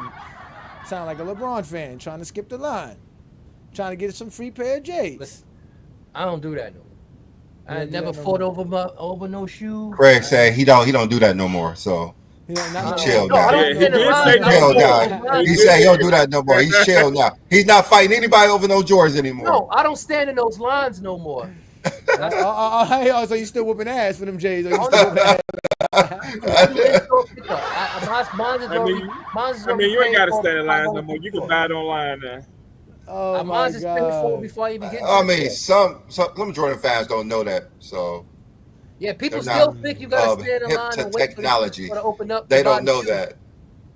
They can don't barely know. work their Like phones. Finish Line on Tuesdays and Wednesdays, they have something called exclusive access for all their highly released shoes, where you can go pre-order and buy the shoe before the release date, so you ain't got to deal with stupid shit like that. But a lot of people don't know. And Saturday when the shoe come out, they stand in the line and why is he just walking out with a shoe and he just came here? And that's how fights start. You've been standing there for 2 hours. You see a dude walk in 5 minutes later, he coming out with a shoe you've been waiting for 2 hours to buy. It's an issue. That's that damn Jordan rage. That Jordan rage. You see something, you just ready to fight. I'm crazy. I'd be upset too. Hey, Craig, that's how I got these, Craig. Yeah. Y'all out here punching each other for I had a $20 coupon for those too, so I got $20 off for that. I'm telling y'all. These ain't it, but the Jordan 3s were the first Jordans I ever got in my life. They was $80 when they first came out. Mine was the 5s in 90. I was old enough to know what I was buying. I didn't have to get my mother to just put these on. I bought you these. You got to think $80 during that time. Woo. Yeah, I was a British night kid for a while though. I ain't gonna lie. Hey, my mom had to buy two pairs. But before I take this Zesty Jeffrey off my screen, I want anyone to use Zesty Jeffries in the comments that can go get this man and tell him that Johnny said he wants the 1v1. I am ready for this dude right here. This is the one I want for sure. He can come here because I know he's not gonna come here because they scared of Brandon and I. But I gotta go. I'll see y'all later. I see. All right, yeah, man, get up out of here, man. All right, Craig. Man. Thank you. All right, Great segment, Craig. All right, Craig. Great segment, Craig, man. But Craig finally came on and knew what he's talking about. Craig did his thing. Shout out to you, Craig, man. This shit is great, man. But we, again, if y'all can go find that Zesty Jeffrey, tell him I want my 1v1. Or if he feels comfortable coming on a Sunday afternoon, he's more than welcome. Brandon and I are always welcome to any one of you guys, for sure. But don't be afraid. And come talking about us recklessly now, because we just or he can come on the radar. Both of y'all can come on the radar and have that 1v1. That'd be great. And also, we just reached 11K, Brandon. Shout out to the GOAT James Kingdom. Yeah, I saw that too. Everybody who supports what we do here in GOAT James Kingdom. That is for sure. Man, we do. He said, "Here we go. Impact." I know. What does that mean? You don't know. Who knows what that means? Nobody knows what that means. Yeah. Those words that. Nope, he's not going to average 25. He would have to average over 31 to do that in the next 6 games. Can he do that? I don't think he will, though. I think LeBron took his foot off the gas. Yeah, he with did. Scoring. He took his foot off the gas with scoring. No, I think once he got hurt, he had made that decision. I ain't going, because he would have got it if he had never got hurt. Yeah, if he never get, because he was already over 25 points per game. Yeah. But those few games he came back, scoring under 15, 3-4 times. Yeah. Sucks, but oh well. He did it 20+ seasons, so. Which may be a mark that's never broken to me. Yeah. Who knows? He could probably do it next year because you know he's coming back. Oops, bad. Yeah, I was bringing up Zero's comment. Shout out to Zero, man. Always supporting us from day one. Appreciate you, bro. Appreciate you. Again, ladies and gentlemen, we're actually going to be watching the game. So if you guys want to watch the game with us, we're going to be watching the Lakers versus the OKC Thunder game. That's going to be coming on in the next couple of hours. We're going to have the private lobby right here on GOAT James Kingdom watching it. Also, you can watch us on Playback TV. Don't forget to come check us out on Playback TV as well, ladies and gentlemen. Welcome to GOAT James Kingdom, where basketball lives forever. Here in GOAT James Kingdom, we not only talk the game of basketball, we actually watch it. And by becoming a member of GOAT James Kingdom, you'll have access to watch the games with us right here on Playback TV /GOAT James Kingdom. All GOAT James Kingdom members will have access to watch the games with us, especially when the Los Angeles Lakers face anyone in the NBA. Also, we'll be going live with other games and other streams regarding the basketball. If you like the content here in GOAT James Kingdom, please hit that like button, comment, become a subscriber to the channel, and also don't forget to become a member of GOAT James Kingdom. Indeed. Shout out to all of you guys who support us, indeed. And also shout out to all our detractors like Wall Street Brandon is who's in the building. Wall Street Brandon, what lies you're about to convey to us today? Yeah, no, what you guys, and this is the usual thing that you guys do on this show, and this is what the LeBron people do, is you try and rely on misleading stats that are inflated for the era LeBron played in, like VORP, when the only reason LeBron's VORP is high is because he couldn't play in a system, and that's why when he went off the court, his team struggled. But to the point of the topic of the video about players playing in different eras, Michael Jordan would be much more efficient as a scorer in this era than he was in the 90s because it's far easier to score in this era. The defenders aren't as big, the rules are different, but there are also very few rim protectors. So LeBron James shoots 39% when he's not in the paint. And so if you look at LeBron's first 10 years, not 5 or 7, LeBron's first 10 years in the NBA, he was never a consistent shooter. He shot 36% against the Spurs in the finals his first time there. He averaged 2 points a game in the fourth quarter against Dallas against basic zone defenses because he couldn't shoot. The Dallas was putting J.J. Barea on him and playing basic zone defenses with Tyson Chandler as a rim protector. LeBron couldn't shoot. And again, so Lee's gassing up LeBron's 2013 season, but he cooks himself with that argument last show too, because even in 2013, LeBron James couldn't shoot in the finals against the Spurs defense in 2013 because they had a rim protector. LeBron was shooting 42% and 29% from three the first 6 games of that 2013 finals, which Lee claims is LeBron's best season in the NBA. He couldn't even shoot consistently in the finals that year. And if LeBron played in the 90s against David Robinson, against Hakeem Olajuwon, against Patrick Ewing, against bigger, more physical defenders, without spacing, without that talent around him, he would have struggled significantly. Because even when people talk about the illegal defense rules of the 90s, the centers in the 90s couldn't shoot. So the paint was never open because there weren't centers who could shoot that could get the centers out of the paint. So if LeBron played against the Knicks defense of the 90s, if he played against the Houston defense with good perimeter defenders like Robert Horry and a rim protector like Hakeem Olajuwon, those defenses were better than the Spurs, the Mavericks, or the 2013 Spurs defense that LeBron couldn't do shit against, even in his prime and peak years. LeBron would not have been close to the same player in the 90s that he was in the small ball era, where he gets to bully smaller defenders and cook defenses like the Golden State Warriors with a fucking 6'5" center in Draymond Green. Hey, Brandon. I have a question. I have a question for you. What was Jordan's best season to you? I would say that Jordan's best individual season is when he averaged 37 a game in the 80s. He was DPOI and MVP. I would say Jordan's best season is the Bulls' best team was the 93 team. Okay, what was Jordan's best season? Is 1987? Yeah, I'd say Jordan's best playoff runs 90. I'd say Jordan's best playoff run's 93. His best regular season is DPOI MVP 37 a game. That's 88. So 88, Jordan couldn't shoot. 87, 88. I know, yeah. Jordan couldn't shoot. The Pistons daring him to shoot, and all he did was throw up bricks. But you're talking about LeBron James didn't have a great season in 2013 when he led the league in almost everything, was the best offensive and defensive player in the league, and he won the NBA title and the MVP. But you're talking about Michael Jordan, best season was when he couldn't shoot at all. And they dared him to shoot, and he couldn't shoot, and he complained and went to the league and told David Stern that you have to start calling more fouls so I could dunk easier. Is that what you're saying? So let me ask you a question. Who is a better defense? Who is a better defense? The Detroit Pistons defense, and Jordan did not struggle. Like you guys keep saying that. He definitely struggled. He lost 3 straight games. He struggled. Yeah, he struggled. Okay. No. If you look at Jordan's field goal percentage, and this is true that you guys keep pushing this lie. If you look at the reason the Bulls couldn't beat the Pistons in the 80s, it was not because of Jordan struggling as a scorer.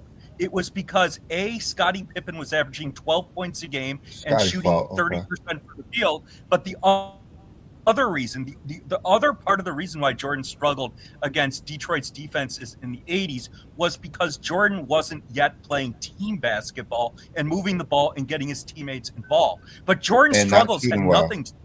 Hold on. Jordan's struggles were not related to his shooting. Jordan was shooting 45% from the field, which against an all-time great defense is not a bad number. LeBron shot 36% against the Spurs. He averaged 2 points a quarter against Dallas. And LeBron's peak year, your peak year for LeBron, which you say is 2013, LeBron shot like shit in the finals against the Spurs defense that wasn't even as good as the best defenses in the 90s, like the ones I mentioned, like New York and Houston. And Jordan was playing far better competition in the East than LeBron too. LeBron never played a team as good as the Pistons teams Jordan played in the 80s, period. I mean, Jordan never played a team as good as the Spurs in his whole career. Yes, he did. He played the 86 Celtics and the Pistons. Oh, yeah, he got swept. Wait, are you saying, hold on, are you saying that Spurs team is better than the 86 Celtics? You're saying that Spurs team's better than the 86 Celtics? I mean, I guess I wouldn't know because Jordan got swept, so he got swept. Oh my God! Jordan got swept. Jordan got swept, and he flared out. And Jordan averaged 43 a game. Jordan averaged 43 a game. Jordan averaged 43 a game in that series. It's my turn to speak, sir. It's my turn to speak, sir. And just to show you how much of a liar Brandon Wall Street is, in the 2013 NBA Finals, LeBron James was the second best shooting guy in the mid-range for the whole entire series. The only guy who shot better than LeBron James from mid-range was Chris Bosh at 39.5%. LeBron shot 37.5%. No one shot better than LeBron James there. In the corners, three-pointers. In the corner three-pointers, LeBron James shot above 45%. He shot in total from all the corners, and it didn't matter what it was, he shot 43% from there. And then it was above the break, LeBron James was shooting 34.5. Where was LeBron James not shooting good in the 2013 Finals? I mean, Where? he won the game on a mid-range jumper in Game 7 over Kawhi Leonard. So now that I gave you those numbers, can you please tell me, Brandon, where did LeBron James shoot bad at in those finals? Okay, so LeBron James' true shooting percentage in the first 6 games, the first 6 games of the series was below 50%. True shooting is not field goal percentage. True shooting is not field goal percentage. Is the best measure of efficiency. Right. No, it's not. That's scoring efficiency. That is scoring efficiency. You didn't say. You said Javon couldn't shoot. If true that's shooting the case, does not LeBron measure. It doesn't is measure a how better you shooter shoot. than Michael Jordan. If that's the case, LeBron James is a better shooter than Michael Jordan. So all the shit you're saying don't make any sense. So stop lying when you don't know the numbers. Stop lying and conflating numbers that don't count. True shooting does not represent your shooting percentage. LeBron had no so you said LeBron was shooting bad.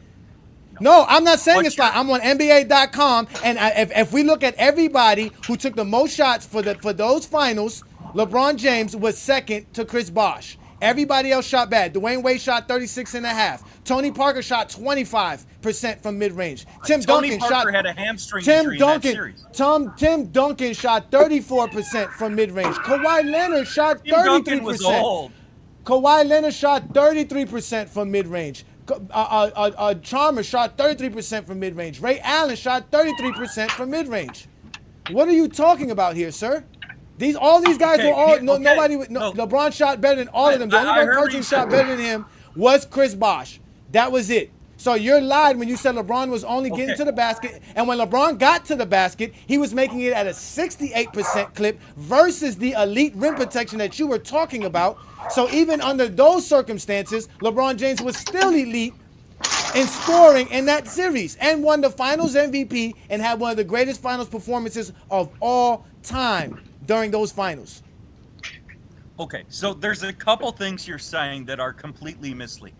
First of all, LeBron had no significant volume in the mid-range. That's why his shooting numbers, his true shooting percentage, was below 50% the first six games. Number two, I'm comparing LeBron to Jordan.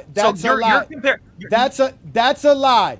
In those NBA Finals, the only person to take more mid-range jumpers than LeBron James in those NBA Finals was Dwayne Wade, who took 63 mid-range jumpers in the NBA Finals, and LeBron was second in those same Finals with 48. In fact, LeBron James shot more mid-range jump shots than Tony Parker and Tim Duncan did. So why are you lying? Don't lie on GOAT James Kingdom. Continue. No, what I said is that as a percentage of LeBron's overall shots, he did not have significant volume in the mid-range. And what I'm saying is LeBron was not efficient the first six games of the series. Again, LeBron shot 42% from the field and 29% from three for the first six games in the series. Now, what did LeBron he do the last four? Big games. What did he do the last four games? No. The only reason Miami won the series is Ray Allen bailed LeBron out in Game 6. And if Ray Allen doesn't hit that shot, LeBron has no legacy. If the NBA doesn't suspend Draymond Green for Game 5 in 2016, the Cavs lose and LeBron has no legacy. All right. Michael Jordan never went. All right, so the last four games of the series, the Heat won 3-1. LeBron shot 48% from the field, 43% from the three-point line, averaged 32 points per game, 10 boards, 7 assists, 3 steals, and a block. So this is the dude who's coming up here saying that LeBron had a horrible series versus the Spurs in 2013. When LeBron James was the Finals MVP, and he's trying to say Michael Jordan 1988 year was his best year when he flared out in round 2, losing 3 straight games in a row, shooting under 45% from the field, averaging under 25 points per game, with 4+ turnovers. Like, what are you talking about? Why you come over here and try to make this ridiculous argument? This is not a good argument to make. No, this is a sad argument to make. Okay, wait. So I heard it. So you cook yourself again. Because if you look, LeBron James shot badly his first time in the finals. He shot 36%. LeBron James shot like shit against Dallas in 2011. And even on LeBron's, as you claim, Lee, LeBron's peak year in 2013, he didn't shoot well the first 3, 4, 6 games of the series. You can't name one time Jordan struggled in the finals, because Jordan was one of the best mid-range shooters in NBA history, and Jordan was a top 3 mid-range shooter in the 90s. Michael Jordan had no significant deficiency in his game. LeBron has a significant deficiency, and that's why he can't be the GOAT. Lebron was never a consistent shooter in his time. All right, That's you're why saying Michael Jordan in 1988. Okay, hold on, since you can't stop talking. You said Michael Jordan in 1988 was the best version of Michael Jordan. And clearly 2013 was way better than 1988. So by your standards, LeBron James at his best was better than Michael Jordan at his best. That's basically what you're saying. No, because if Michael Jordan in 1987 had Dwayne Wade and Chris Bosh and the Trashies, he would have fucking swept these.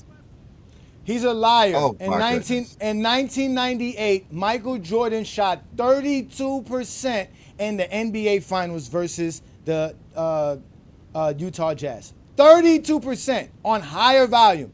He was 32 of 99 in the 98 NBA Finals in the mid-range. In 97, in the mid-range, Michael Jordan's best mid-range shooting seasons, he shot 39.8%, just under 40% from mid-range in the NBA Finals versus Jeff Hornacek. Yeah, and he's lucky that we don't have the numbers for the 96 mid-range when Gary Payton was locking him up. Excuse me. Can I chime in, please? Oh wait, hold on. Go ahead, Juan Boy. Go ahead, Juan Boy. Go ahead, Juan Boy. You looking bad Wall Street. You looking Jordan bad. shot better in the '98 finals. No, he You're did looking bad, Wall Street. You're looking bad. Get out of here. You're looking bad. You're saying 88 was his best season. Versus a worse defense. Versus a worse defense. You talking about LeBron James who shot 37.5 versus Kawhi Leonard and Michael Jordan who shot 39% versus Jeff Hornacek. And then let's not forget he shot 32% the year afterwards. So his average is going to be lower than 37%. Do you want me to go to 2014 to show you what LeBron was shooting from the mid-range then? Because you don't know these numbers. You're just a liar. Yeah, don't come up here and say stupid shit because it ain't gonna work out for you. No, you're not going to be the first person. You're not going to be the first person. because LeBron James shot 41% in 2014 NBA Finals versus the same San Antonio Spurs team. So overall, in those two finals, LeBron James shot better from mid-range than Jordan did in Jordan's best mid-range jump shooting seasons for his entire NBA career. And we already know in '96, he shot the worst that he did in any finals. So his numbers are probably even lower. Exactly. He shot 31% versus Gary Payton. So Michael Jordan is shooting at his best. It's not even close to LeBron James. Stop coming on Goat James Kingdom line. Let's let Juan Boy in as a Goat James Kingdom member. Thank you for supporting us, brother. What you got for us today, brother? We listening. Yeah. I know y'all this guy get y'all so frustrated that y'all leave stuff out. Let's not. He talk about Jordan never shot bad in the finals. The Bulls were up 3-0 in 1996. Gary Payton was nursing a sore calf, and then Nate McMillan was out with back injuries, and Jordan shot 22 for 60 in the last 3 games. I think he was 6 for 19 in Game 4, 11 for 22 Game 5, and 6 for 19. He won Finals MVP shooting 6 for 19. If George Karl had Gary Payton on him, that whole series they would have probably lost. He shot hard. He talk about he didn't shoot bad, never shot bad. What is missing 38 shots in 3 games? That's shooting horrible. Ashad Kemp said Jordan was a non-factor. Yeah, it was Dennis Rodman. All them rebounds, them tip-ins, and all of that stuff. All them offensive rebounds, yes. Yeah, all the offensive rebounds, all them bricks. Let's go ahead and bring this dude back up because he's funny. What else you got to say? Get destroyed. Let's let Dr. Enki come in too as well. Wait, hold on. So again, what you're saying is a lie. So first of all, when you look at shooting percentages, you don't even know how to read stats. Of course, a player is going to have better shooting stats in the 2010s than the 90s. All right, that's stupid. All right, come on. What? That's just fucking stupid. I can't listen to the boy. Yo, what? I don't even know where he was going to go with that. Yeah, he's okay, Dr. Egan. Go ahead and let us know. He was going to go to they play better defense. That's what he was going to go to. Right. Go ahead, crap. Yeah. Now, hey, listen, I can't hold you. I was enjoying listening to y'all cook him up. Even my children was enjoying listening to him get in the background. I think sometimes people just tune in to see people get sacrificed on this. It's like the Braun Illuminati over here. We just be sacrificing. Hey, I wanted to hear what he thought. He brought up LeBron shooting 42%, right? In the last 4 games of the '96 Finals, Jordan shot under 40%. He shot under 31% from three-point land. Jordan averaged 27 points per game, below his playoff average, below his regular season average in the last 3 games, and the Chicago Bulls lost 2 of those 4 games. And he was 5 of 19 in the clinch game, shooting 26% from the field. Horrible. And he was 4 of 16 from the 2-pointer. Matter of fact, he got half his points from the free throw line. Those phantom calls. He needed them though. Yup. He needed Yeah, those though. that whistle That definitely whistle was. helped elevate him. He needed them That though. wi- All right, let's go ahead and bring Brandon back up because you guys love hearing him get cooked. Getting Yeah, cooked, Come man. on, so we can cook have some a more. debate. Come You on, we can can't- cook you you some can't- more. I know. I heard what you said. You can't have a debate without cooking or putting me backstage. So first, you argued that the '86 Celtics were not as good as the 2013 Spurs, which was probably the dumbest argument I've ever heard on any YouTube or playback channel. Jordan averaged 43 points. No, per that's game your dumb against the argument. all-time No. great Stop doing that, Celtics. Brandon. Brandon, that's your argument. We didn't bring up the '86 Celtics. You can't use Jordan getting swept as to make it seem like Jordan did something I better. know. You're Jordan just got muting. swept. So why are you bringing '86 Celtics when Jordan got never swept? beat a team better Jordan than never the Spurs. beat that Jordan team. never He beat a never. team better than the Spurs. Jordan never beat a team never better beat than a the team better than Spurs. the He Spurs. never beat a team better than the Spurs. He never beat a team better than the Spurs. That's facts. He never played a No, team better no, than the Dallas those are Mavericks. not facts. Those are not facts at all. What In fact, team was he better beat? than the you look Spurs at- that Who did he Jordan beat? beat? What team that Jordan that was better than the Spurs? Oh, the Utah team? The I Utah knew team it. had a better Oh, offensive come rating. on, man. No. The Spurs. Okay, the Spurs. The team that scored Spurs 54 team that points in the LeBron- game? Hold on, I know. I heard what you said. The Spurs team LeBron beat.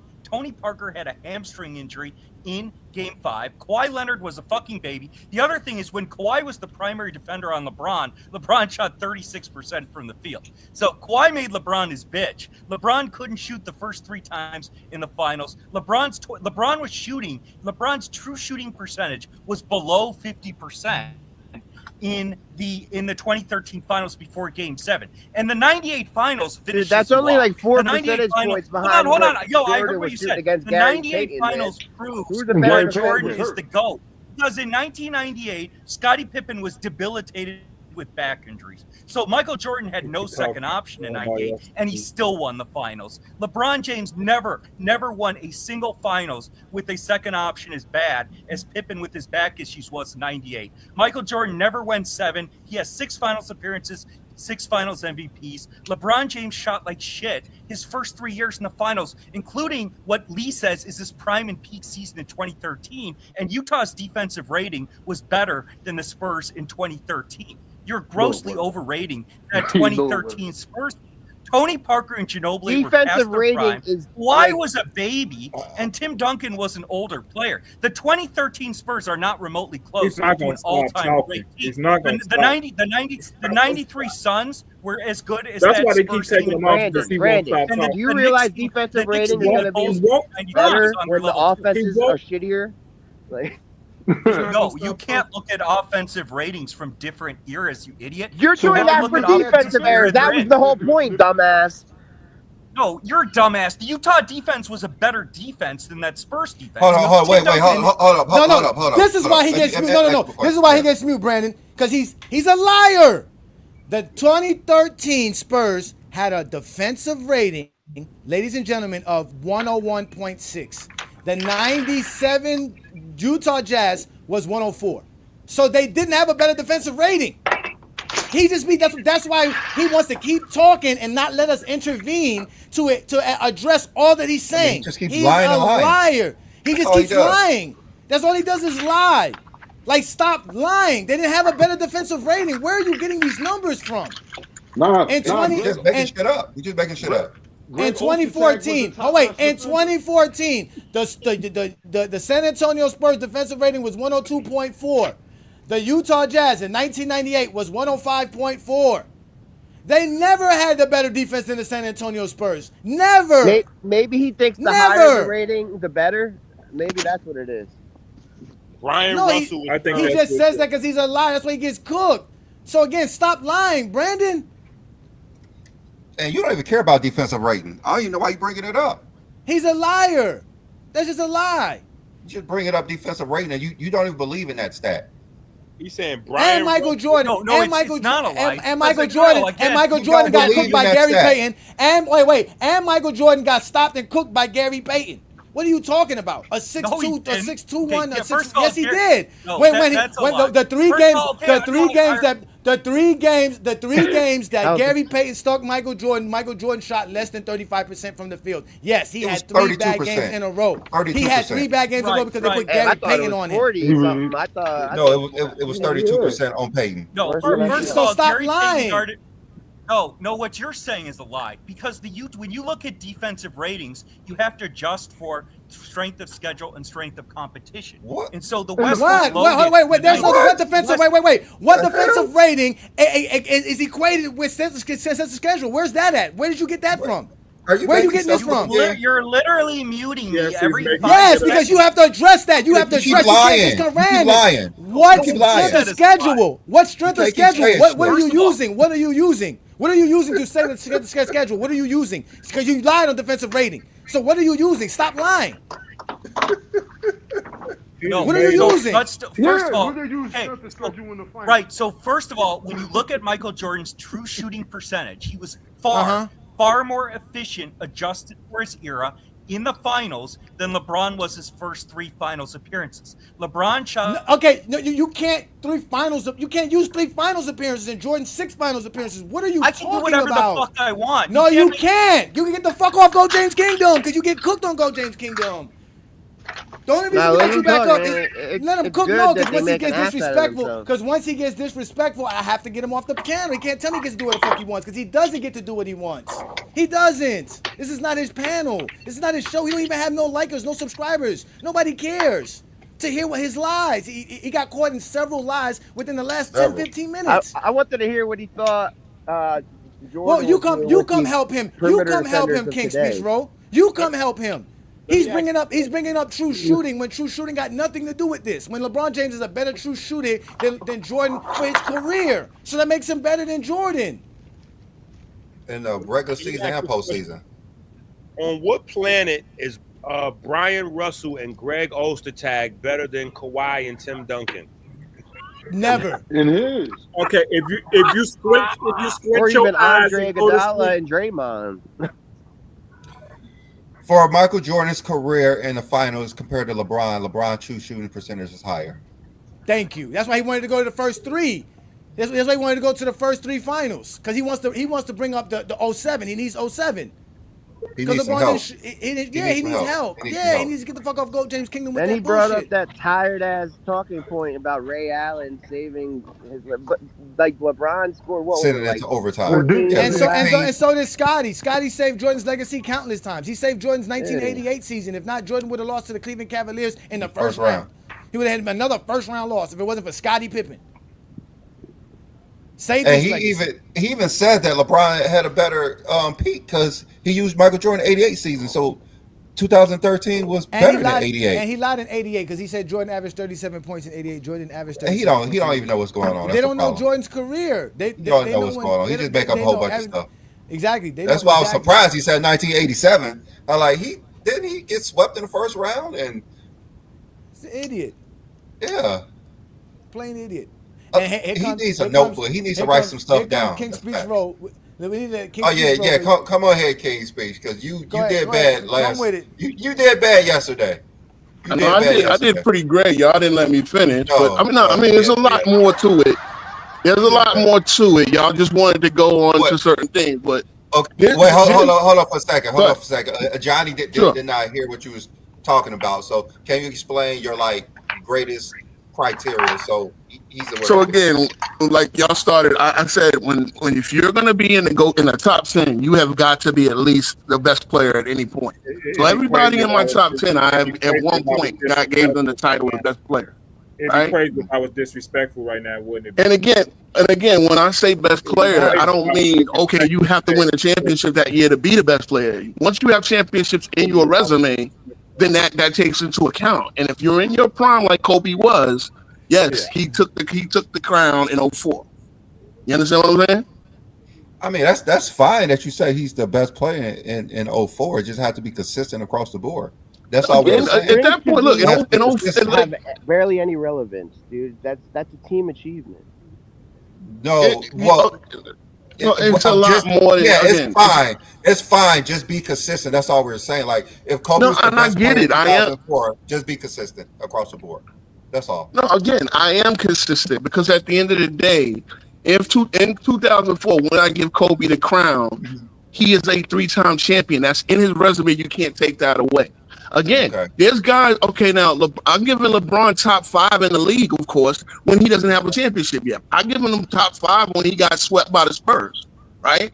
You can't take that away from him because LeBron is that good. The first thing I'm going to look at is, are you a dominant player? Before LeBron won championships, he's a dominant player. Before Michael Jordan won championships, he was a dominant player. Now the championships brings you even higher up. You understand what I'm saying? It puts you in a lexicon with the guys like Russell, with the guys like Magic and stuff. You couldn't call Jordan the GOAT in 1990, right? Obviously, the championships now, and mind you, I didn't want to give up the GOAT. To me, Magic was my GOAT until Jordan took it. Until Jordan got to 6 rings, 1 championship over. So again, there's a lot of things that you look at, and then at the end of the day, like I said, I'm going to take when you have losing seasons in your prime, or when you have losing seasons with teams that are favored to win the championship, that's gonna come against you as well. So do Kobe get knocked for 2005 for not making the playoffs? Yeah, without a doubt. Without a doubt. That's why I don't have him in my top 5. Okay. And you said that Michael Jordan was the best player in 1989, even though Magic was the MVP and won 5 titles prior. You know what? You could say Magic was still. You could actually, but the Magic got swept by the Pistons in 89. Right? So they got swept 04. Again, when y'all said Isaiah Thomas, okay, Isaiah Thomas could arguably have the crown for that 1 or 2 years, maybe when he went back to back. Arguably. But you said Jordan had it. That was the thing. You said Jordan. No, well, I said look, Jordan was Jordan. You know, we all know this. Jordan's stats made him undeniable, like top 3, top 4. I mean, obviously, a lot of people were just waiting to crown him until he won the championship, right? But the same with LeBron. Jordan was far ahead. I mean, like Bird was falling off, even though he was still great. Magic was getting swept by, getting swept post Kareem. Right? Well, he got swept with Kareem, and then he got knocked out in '90 by the Suns. So, again, at the end of the day, you're talking about, right? All right, if the guy is number 1, it might be guys that are number 2, number 3, number 4. They're in that. You understand what I'm saying? They're in that. You're in the argument. It's the same way that Joker's number 1 and SGA might be in that argument, right? Right now, if you're going to look at who's the best players right now, I'm going to look at who's good now, and I'm going to look at their resume. Now, for SGA to kind of overtake the Joker, we need the championship in his crown, right?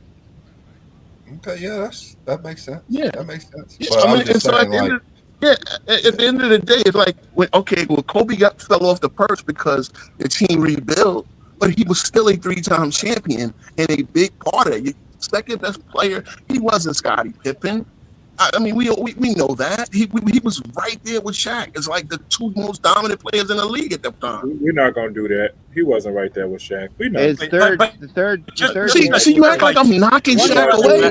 2011 Mavericks. The 2011 Mavericks had a defensive rating of 105, and that defense shut LeBron down. Jordan defenses the defenses Jordan faced in Utah had a lower defensive rating. Yeah. So Utah was a better defense using defensive rating than the Dallas defense that completely shut LeBron down. When played LeBron like Dallas didn't shut LeBron down. And again, Michael Jordan shot far Dallas better didn't shut against LeBron the down. Pistons the 80s, the Knicks of the 90s. All right, Brandon. So we shut LeBron down in 2011. Let's King Speech finish what he was saying. The reason that Dallas shut. All right, let him finish what he was saying. Like, it's fine. Like, you could go again, but let King Speech finish what he was saying. Wait your turn, bro. So if anybody got a question challenging my criteria, because I want y'all to see that I am consistent with it. No, you're not. Okay. All right. So your criteria, one of the main things that you have to be the best player for a period of time, and you said at some point, and you said Kobe was better longer than LeBron, right? You said from 04 to 11, and you said Bron was only from. I actually gave them the best player at about the same length of time. For the same length of time, I didn't give them about 6-7 years each. So Kobe was 6 years, and LeBron was 6 years, and Jordan was how long? 6 years. Only Jordan 6 probably had a decade, but of course you got to take off when he didn't play. Yeah. So I mean, Jordan 10 was the years, best player or- playing baseball. So you're saying 10 years for Jordan, 6 years for LeBron, 6 years for Kobe. What 10 And- years for Jordan? Oh, wait, what 10 How years? does Jordan only? How does LeBron? How does Jordan got 10 years? How does Jordan have 10 years? What 10 okay. years? Here's the thing. Here's the thing, right? Muhammad Ali, when he was in prison, was he considered the best boxer in the world? Because I'm doing it the boxing way, right? No, he's not boxing. No. Okay, I know it's not boxing, but I'm trying to.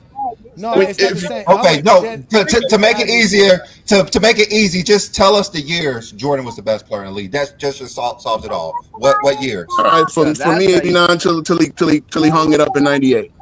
89, 90, 98. 91, 92, 93. That's less Are than you 10 saying years. 95? You want to skip 94? You Are you can. You want to saying skip 94? You can. 95. Yeah, I'm giving 95. you. Okay. 95, 96, 97, 98. That's 8 years. That Okay. You said Michael Jordan was the best player in the league. And can you All right, explain that's to me? Okay, all right, that's cool. Can you explain to me why Michael Jordan was the best player in 1989? Why was he the best? Because he was that dominant. He was the MVP. Well, then he went come off as defensive player of the year. 1989.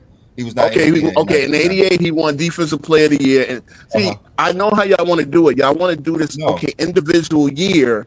Y'all want to do this individual year. But see, again, you can't do an individual year. At the end of the day, when you get to a point where you are the best player, and I can say no one is better. I can say Magic might be second, might be third, might beat you in a series, but he's not better than you because now Jordan is the best in the league, right? Okay, you just say he's the best because you just feel he was better than everybody in the league. That's all. You win an MVP and the defensive player of the year, and scoring titles year after year. Yeah. Okay. So if we say LeBron was better than everybody longer than Jordan, why is that an issue when he obviously was? Yeah, like from 2007 to okay, so tell me. So let me ask you this. When did you think LeBron took the best? See, best and greatest, two different things, right? Yeah. Like, okay. So when did you think LeBron took the best, and when did you think anybody knocked him off the perch? If you think anybody knocked him off the perch.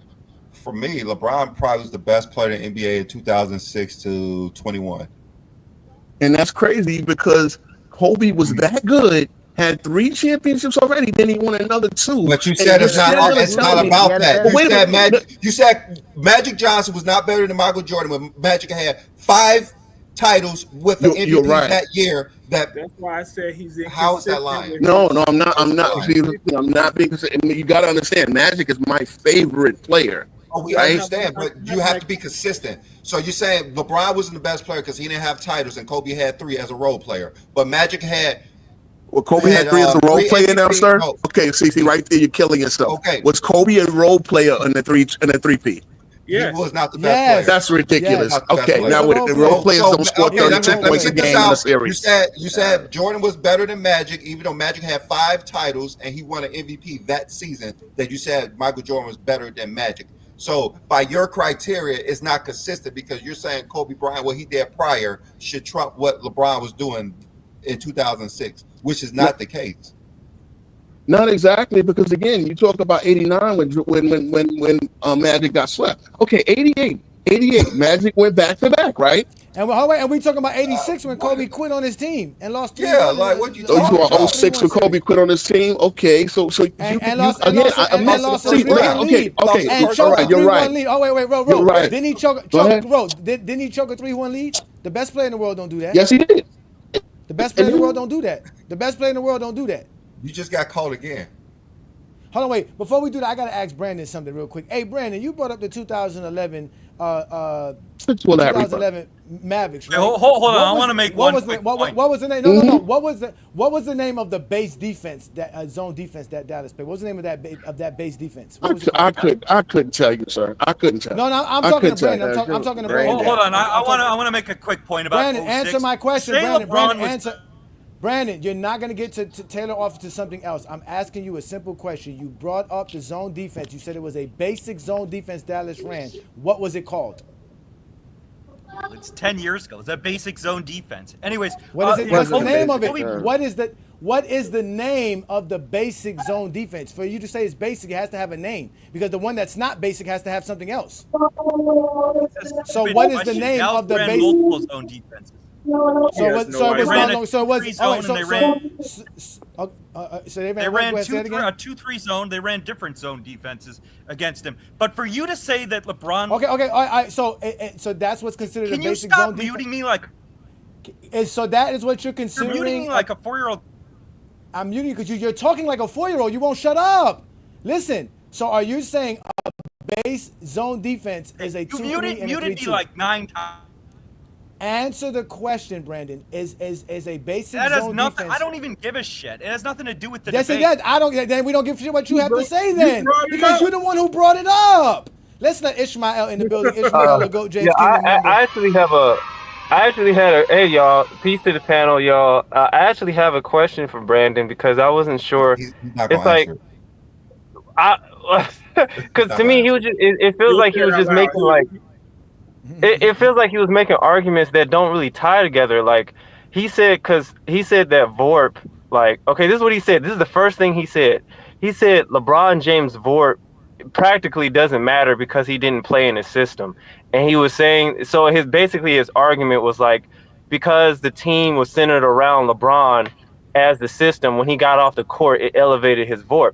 But the thing is, like, that doesn't make any sense because Vorp is not an on and off stat. It's not a stat. When you're off, your team value is depreciating, and when you're on, your team value elevates. Like, you're elevating your team. It's just a adjusted box plus minus where it takes your box score and goes through the formula. It's not an on and off number. It takes your box score. That's pretty much it.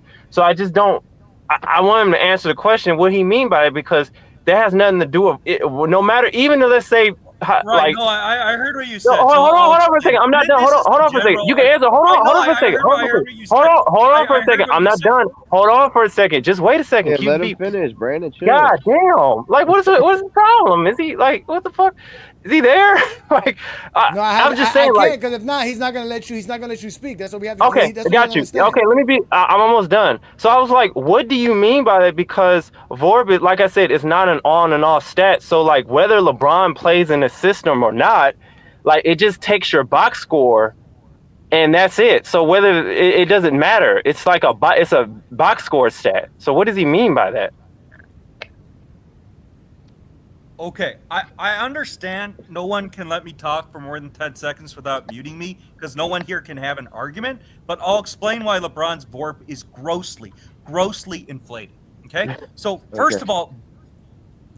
That was not the question. He wanted you to explain how that works. Not why LeBron's Vorp is uninflated. How are you using on and off numbers for a stat that doesn't reflect on and off? That's the right. That's the like his argument was like as if it's an on and off. Here's what I am saying. What I am saying is because LeBron could not play in a system, LeBron had a much higher usage rate most years than Michael Jordan did in his offense. And so because LeBron James had the ball more in the Miami offense, LeBron cannot play off the ball. Yes, he can. What are you talking about? It don't matter.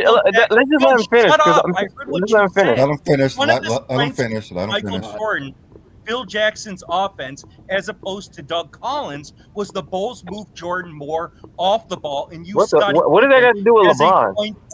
That has a lot to do with it, sir. That has a lot to do with it. Because we all know that Jordan gave up. Let him talk. Let him talk. Just let him talk.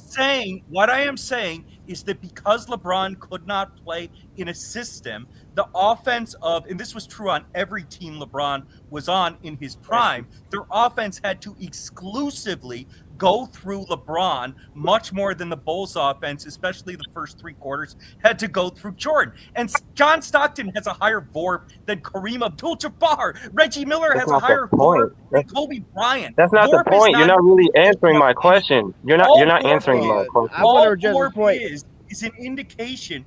Vorp is real plus box All VORP is real box plus minus incorporated over 48 minutes. So any player that constantly has the ball, as LeBron did, because he couldn't play in a system, he couldn't play off the ball, and that's why Miami's offense was so predictable. They had no system. LeBron couldn't play off the ball, and that's why they got cooked by the 2011 Mavs. They got cooked by the 2013 Spurs. They struggled against a Pacer Not defense really. that was nowhere near as good as even the Knick defense Jordan faced. Miami had a very predictable offense with LeBron having the ball most of the time because LeBron couldn't play off the ball or play in a system. So LeBron's VORP is grossly inflated because of how much he had the ball and how big his role was in an offense where there was no offensive system. The triangle offense was a fluid offense. There was ball movement. Everybody was involved. Role players, Steve Kerr, Luke Longley, they all touched the ball.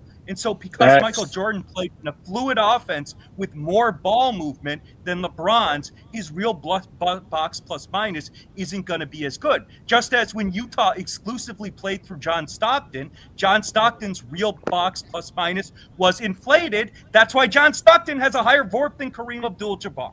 VORP is not. No, that's okay. You're not okay. I got this, Ishmael. I got this. LeBron was an elite off the ball player. I got this. Oh my God!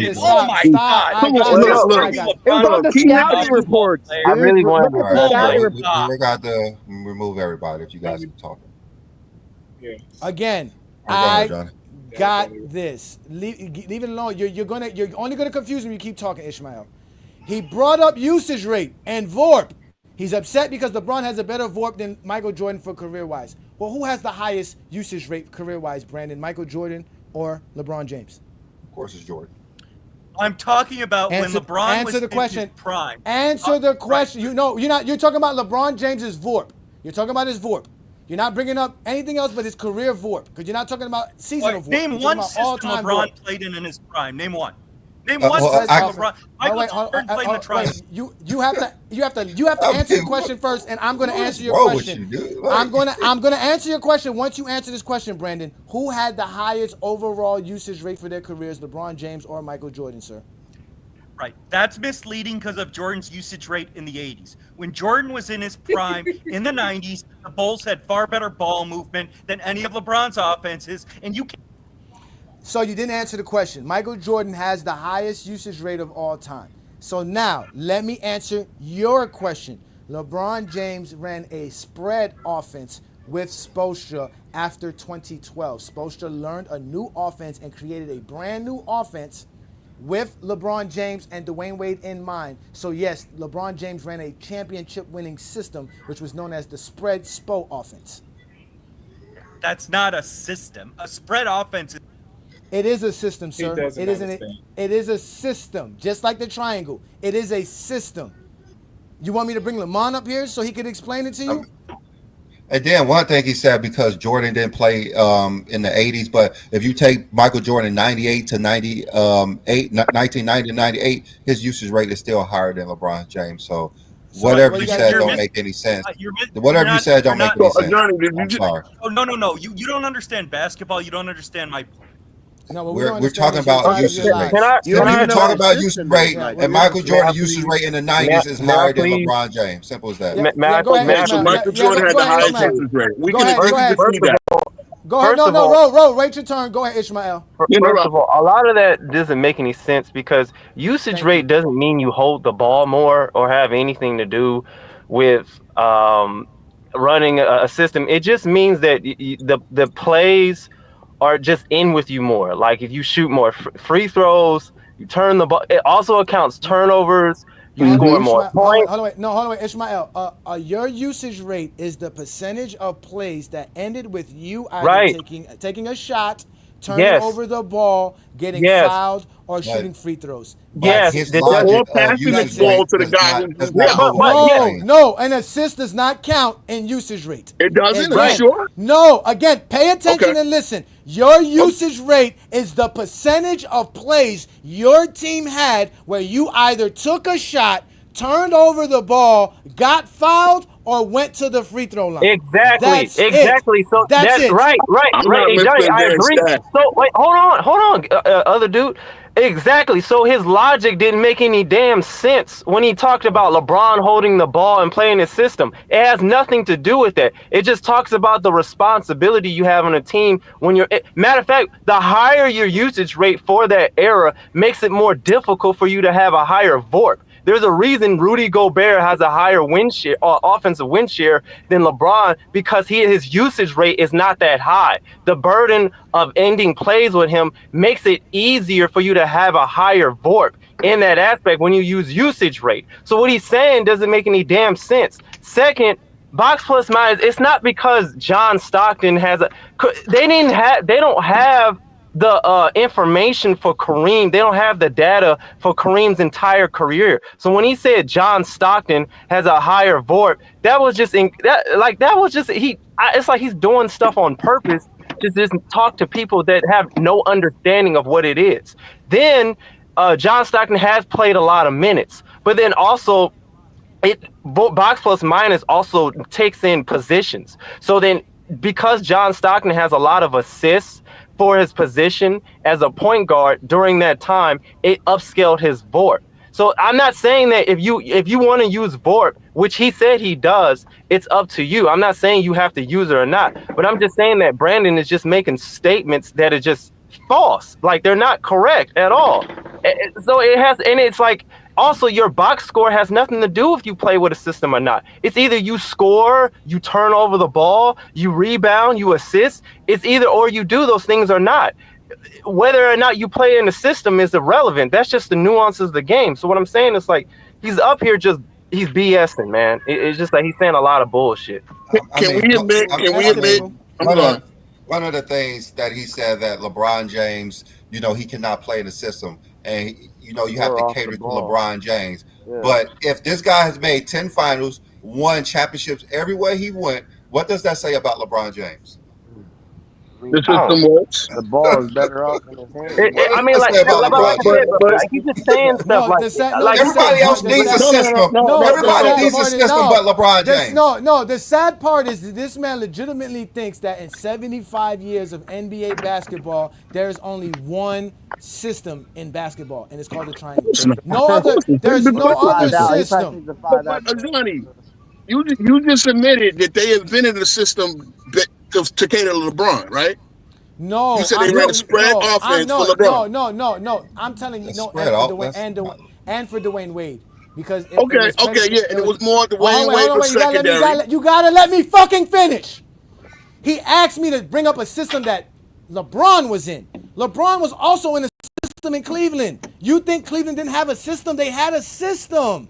And LeBron played off the ball his first stint in Cleveland because that's the system in Cleveland.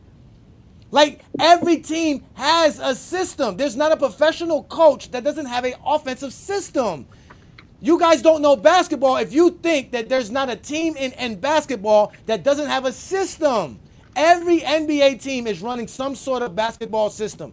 You don't know it because you guys don't know basketball. You only know about the triangle because that was the only system that Michael Jordan could be successful under.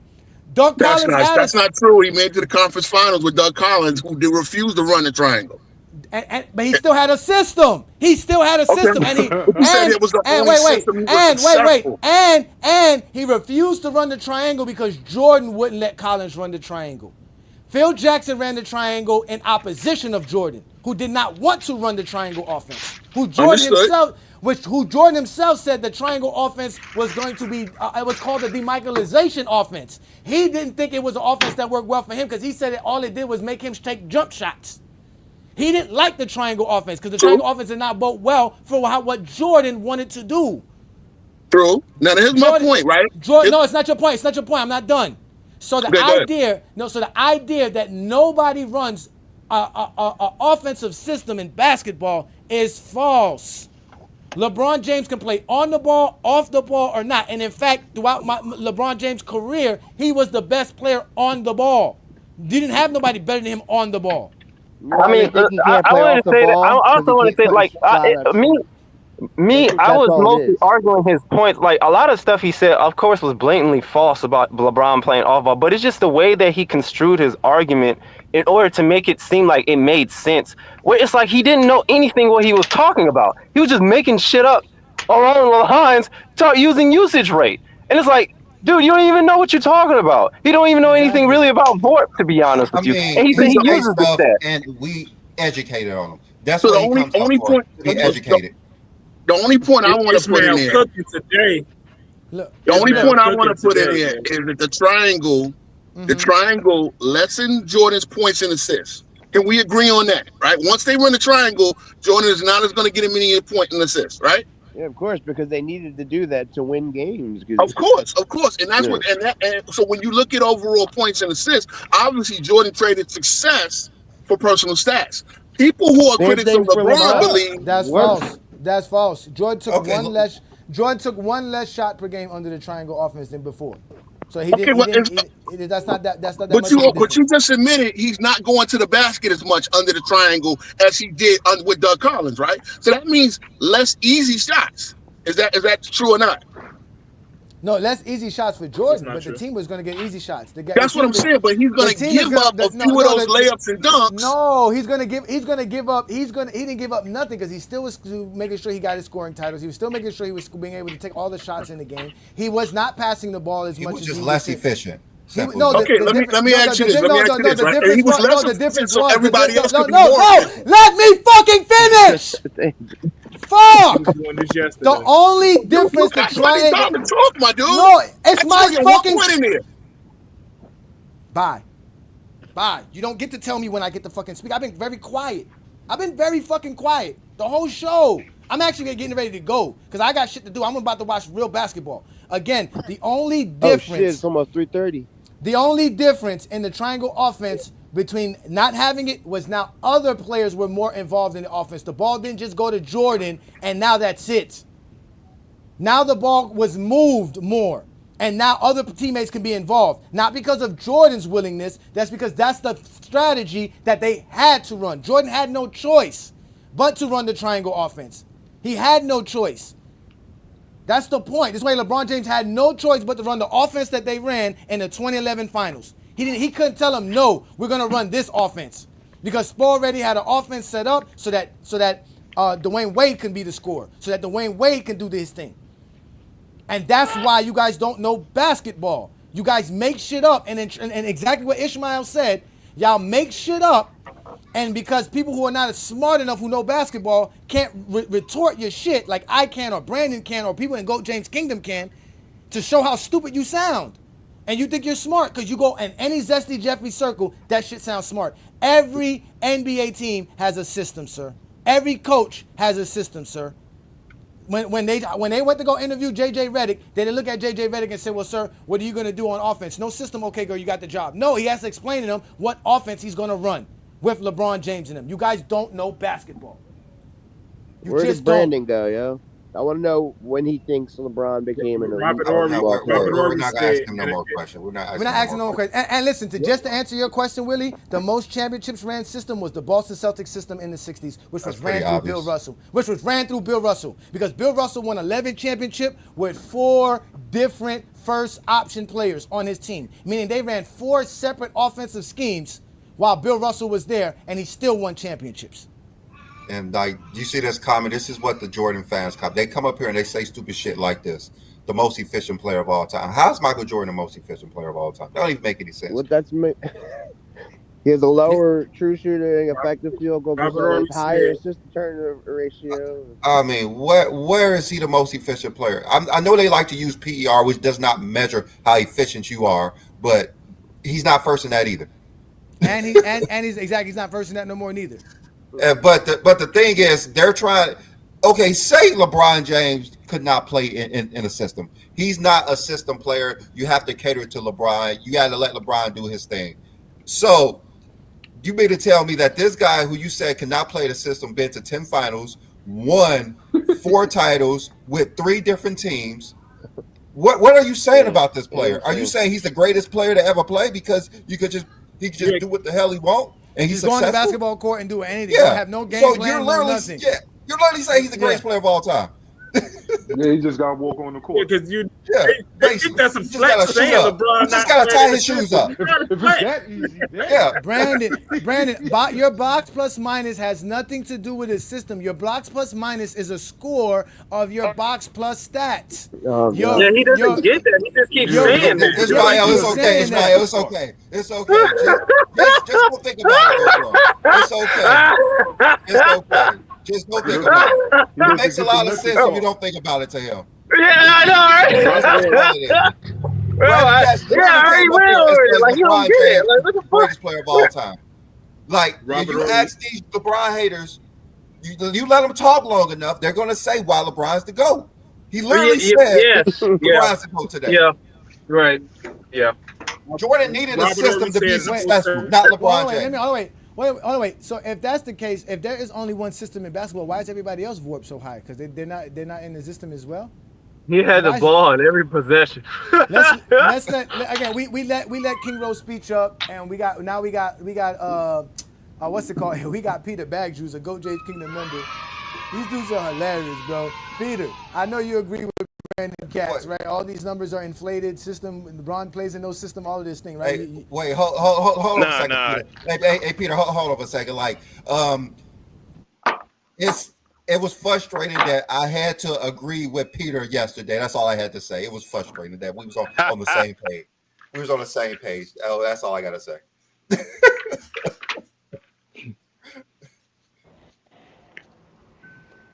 All right, go ahead, Peter. What you got to say? What you got?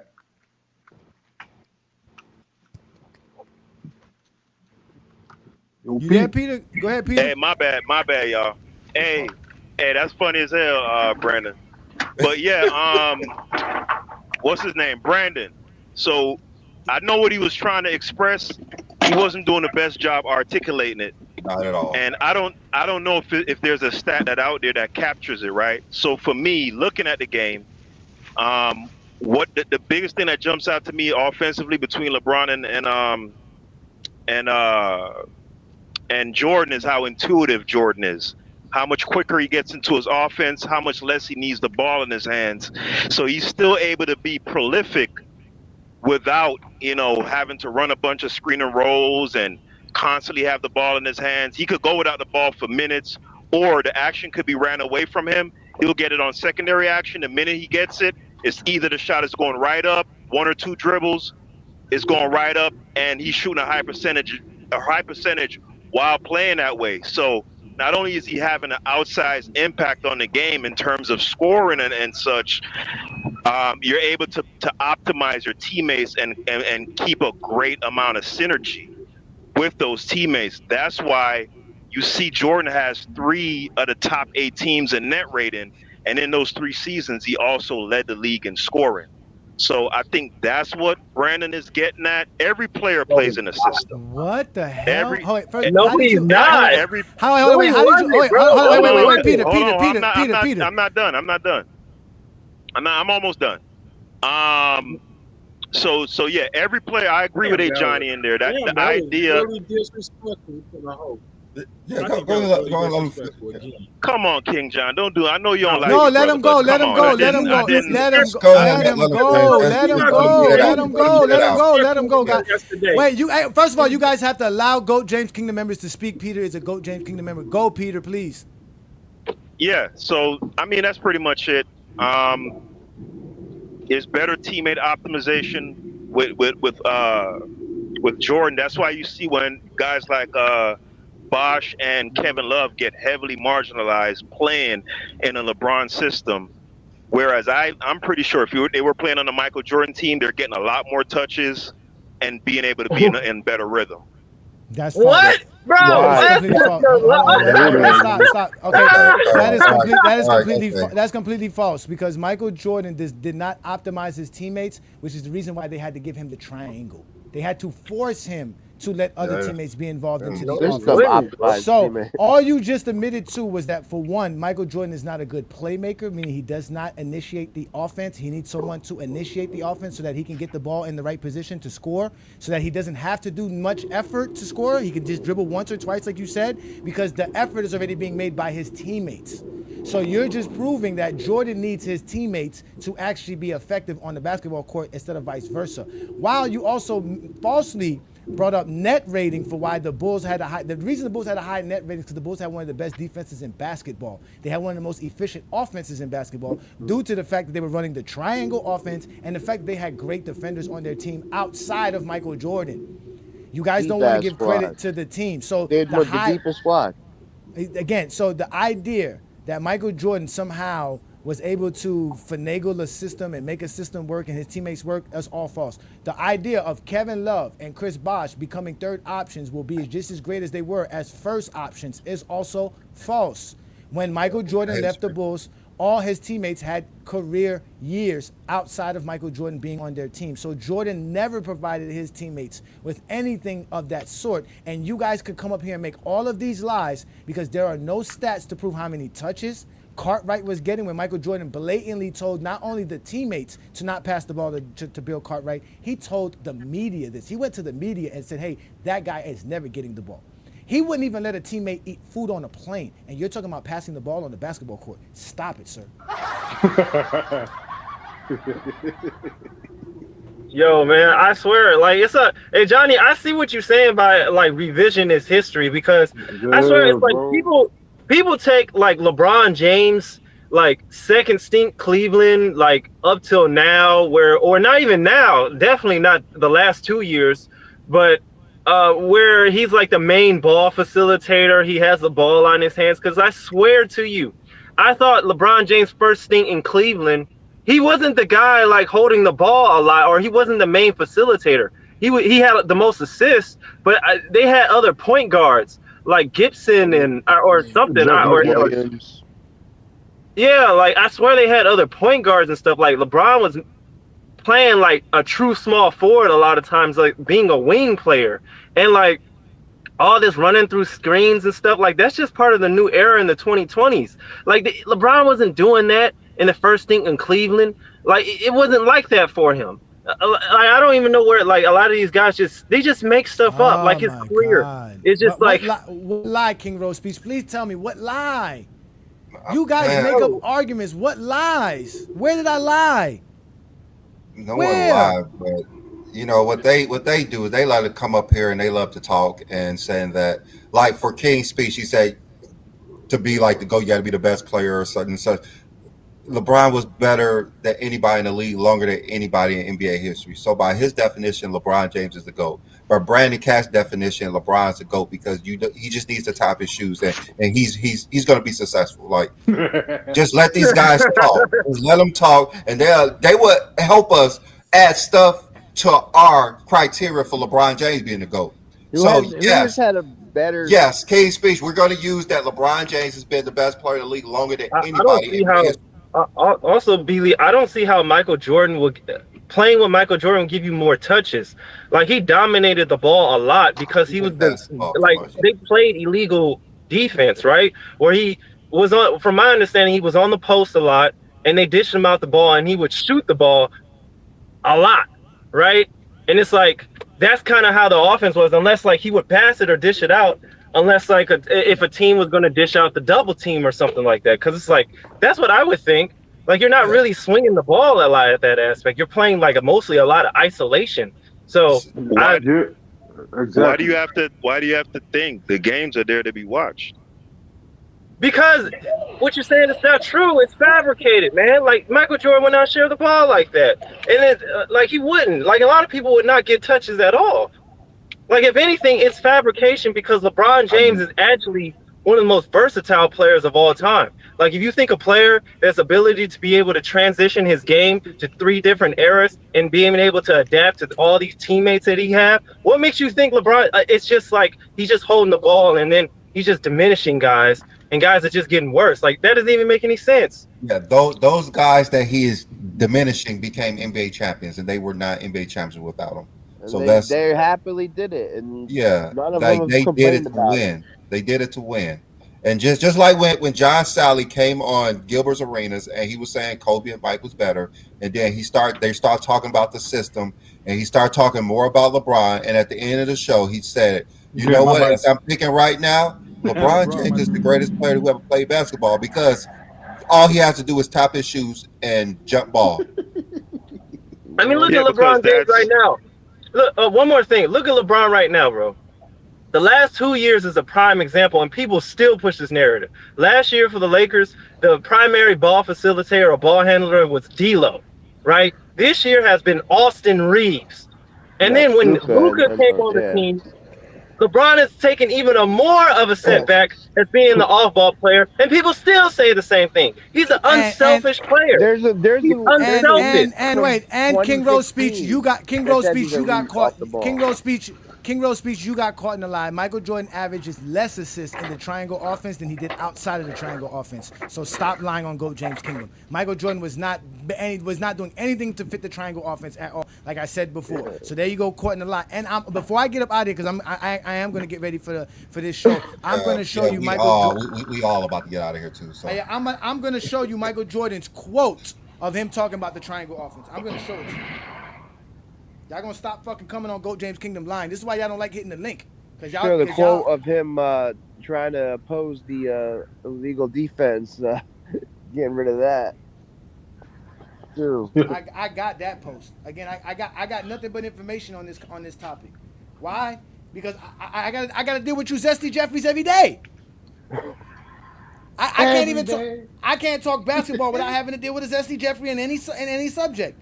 And shout out to Ralph Alexander who made me realize that. As LeBron fans, we don't get to talk basketball fairly, easily as basketball fans, because some Zesty Jeffrey's gonna come say you only saying that to boost LeBron's career, to help LeBron's career, blase, blah blah blah blah blah. We all know who's trying to help somebody's that's career. What they do. Exactly, because that's exact. You said it exactly right. They're the cheating husband calling their wife a cheater because they're the ones who's coming home late and cheating while their wife is really at work doing her job and paying the bills. Because that's what Zesty Jeffries do best. They come on GOAT James Kingdom lying, don't have no factual information, then tell us go watch the games. When we go watch the games, we see nothing that they tell us we're supposed to see. All we see is Michael Jordan bricking shots. That's all we see. Then they're gonna tell us defenses that are supposed to be great. What about? So let me ask you a question. Utah Jazz, 54 points. Go ahead, Peter. Why do you think LeBron has never been at the helm of a number one offense in his career? Never been at the helm of a number one offense for his career? Yeah, number one rated offense. Because he's never had a team that was number one offense. He's playing in the best offensive era in NBA history. Okay. He's supposed to have better offense than the Mavericks and the Suns of the 2000s. No, I was just wondering how you saw that, considering that he's played with some inordinately talented players offensively.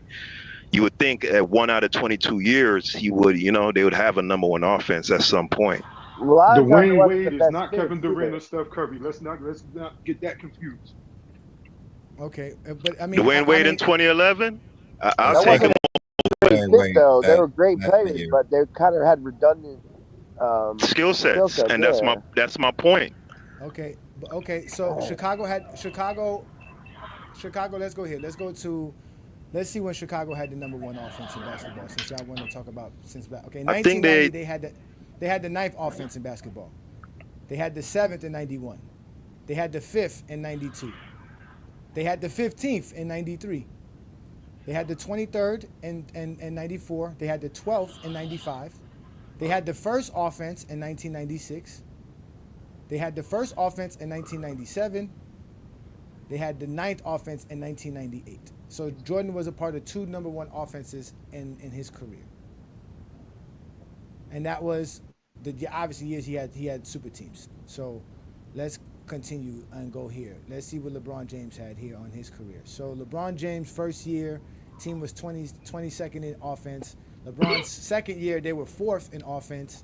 His in 06 they were 6th. 07 they were 28th. 09 they were 08 they were 30th. 09 they were 18th. 2010 they were 25th. Oh, I'm looking at the wrong things. Hold on, wait. I'm looking at the wrong ones here. Hold on, wait. Let me go to. Let's go start with Miami. In Miami, he had the 8th because you said he had all the talent. We know he didn't have talent in Cleveland. I'm looking at Miami. Miami had. What's that? 2011. 2011, they had the 8th offense in basketball. 2012, Miami was 7th. 2013, Miami was 5th. 2014, Miami was 12th. So he never had a good offense with the Miami as far as number one offense. Let's go to. And while we doing that, let me bring up this picture here. Since these Zesty Jeffries love doubting GOAT James Kingdom and what we come up with here. You guys love doubting me, and I don't know why. They be secretly seeking the education. This how they get it out of you. Yeah, I guess so. Let's go to Cleveland in 2015. Cleveland in 2015 had the 8th offense. They had the 8th offense in 2016. They had the 4th offense in 2017. They had the 5th offense in 2018. I don't think he ever had a number one offense with the Lakers as well. So yeah, he never had a number one offense. Chicago had it 2 years in a row when they had a super team. Yeah, it's just harder to. I'm not even saying. I'm not even saying. Sorry. Yeah, I was gonna say I'm not even saying that's like some huge knock on LeBron. It's just to underscore my point that no, even though Jordan took a lot of shots and all of that, and he was efficient, and his style still was able to blend in real well in that triangle system. You know what I'm saying? Because of his style of play. A guy I like to bring up all the time is James Harden. And when Kobe told him, you're not going to win that way, I don't think it's optimal on the basketball court for your leading scorer to also be your leading facilitator. I just don't think that's the best way to maximize your team. Like, LeBron's done you get that what I'm saying? LeBron's done that several times. LeBron's done that several times. Yeah, that's what I'm saying. That's my point. I don't think that's the best way to play. Luka's doing pretty good. Let's be honest with that is not the best way to play. That is not the best way to play. Unless you're the greatest player ever. Unless you're the greatest player ever. That's the only way that works. Honestly, all you're doing is proving our part, Peter, is that you need a team to win championships. So it takes a team to win. So that means, like you said, you need a guy who can score, a guy who can facilitate, a guy who can play defense, a guy who can rebound, a guy who can defend. You need all these things to be able to win a championship. The problem that you guys have is that you have all of that with LeBron. That's what you guys fail to realize. You have all that with LeBron. Yeah, I mean, look at 2016 when he did everything, and what happened there? Won the title, and they barely scraped by. They got lucky with Steph getting that MCL injury early in the playoffs. Early titles. So how come Steph didn't get lucky with Kyrie breaking his kneecap, or Kelly Olynyk pulling Kevin Love's shoulder out of socket? How come he didn't get lucky in that series? He had to worry about Kevin Durant coming to Golden State. Yeah. I don't have a problem with y'all saying he got lucky in 2015 with those injuries. Same with Kawhi in 2019. But what I would counter that with is we've seen Steph lead a historic offense. He's another guy that he can, have an outsized impact in terms of individual prowess and being prolific, and do it within the team concept at the highest level. And that's my overall point. LeBron has gotten better off the ball, but in comparison to somebody like a Steph or an MJ, he's clearly a tier below in that aspect, in my opinion. How's he worse than MJ off the ball?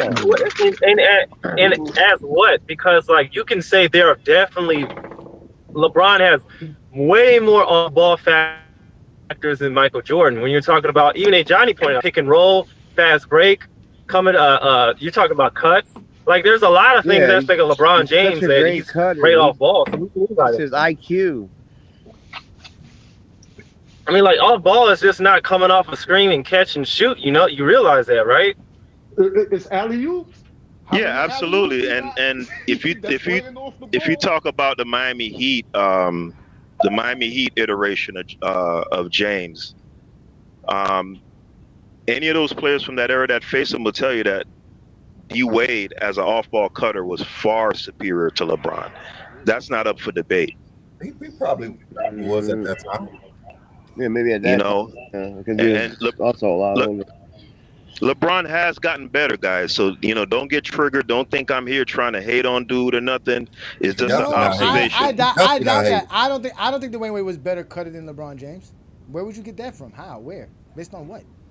Yeah. I just think he had more opportunities. I don't know if he was better, but Dwayne Wade played on the ball just as much as LeBron James did. That was the argument about them too. How were they going to play together? Because they both played on the ball the same amount. Part of the reason they lost in 2011 too, indecisiveness and shit like that.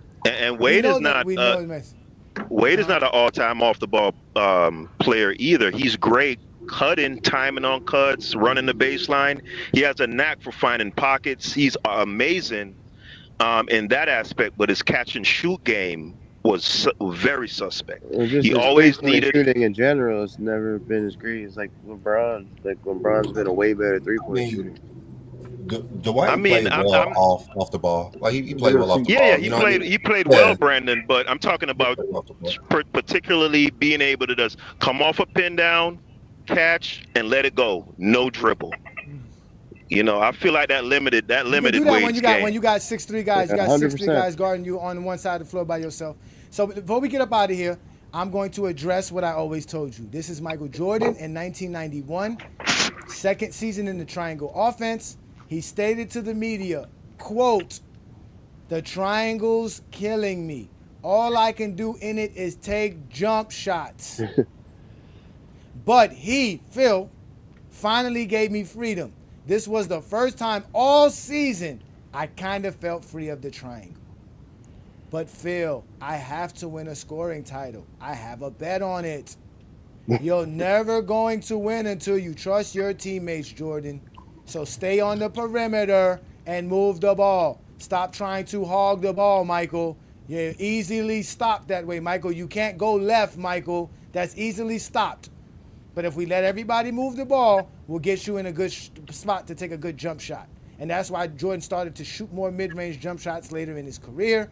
Because for one, he lost his athleticism. And for two, it was best to be in the triangle offense and do such. That's why he was below average at the rim late in his career. So again, Michael Jordan did not like the triangle offense. He thought it was a horrible offense. And because Jordan wouldn't even come along with it, it took the Bulls quite some time to even run the offense correctly because Michael Jordan refused to. So again, ladies and gentlemen, stop coming to GOAT James Kingdom, crying and complaining, saying we don't let you speak, when all we do is let you speak to get exposed. Because everything you guys say, we have information to rebut.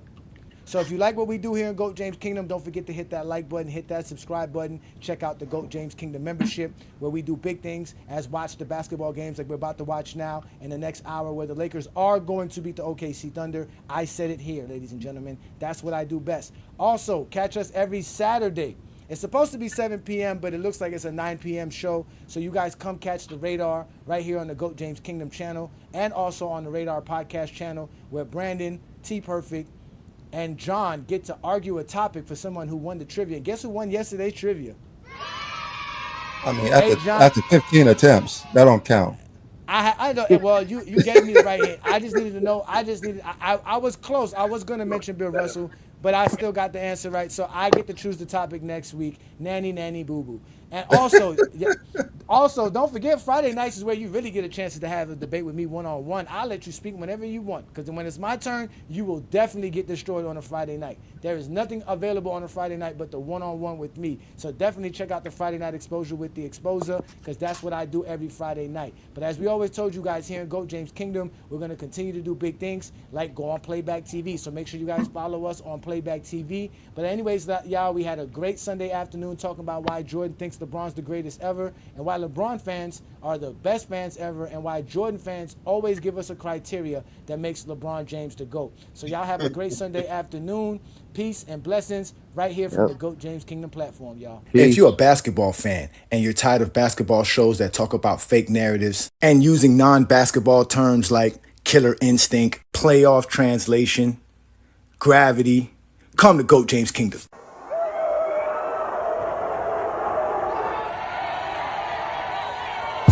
Welcome to GOAT James Kingdom, where basketball lives forever.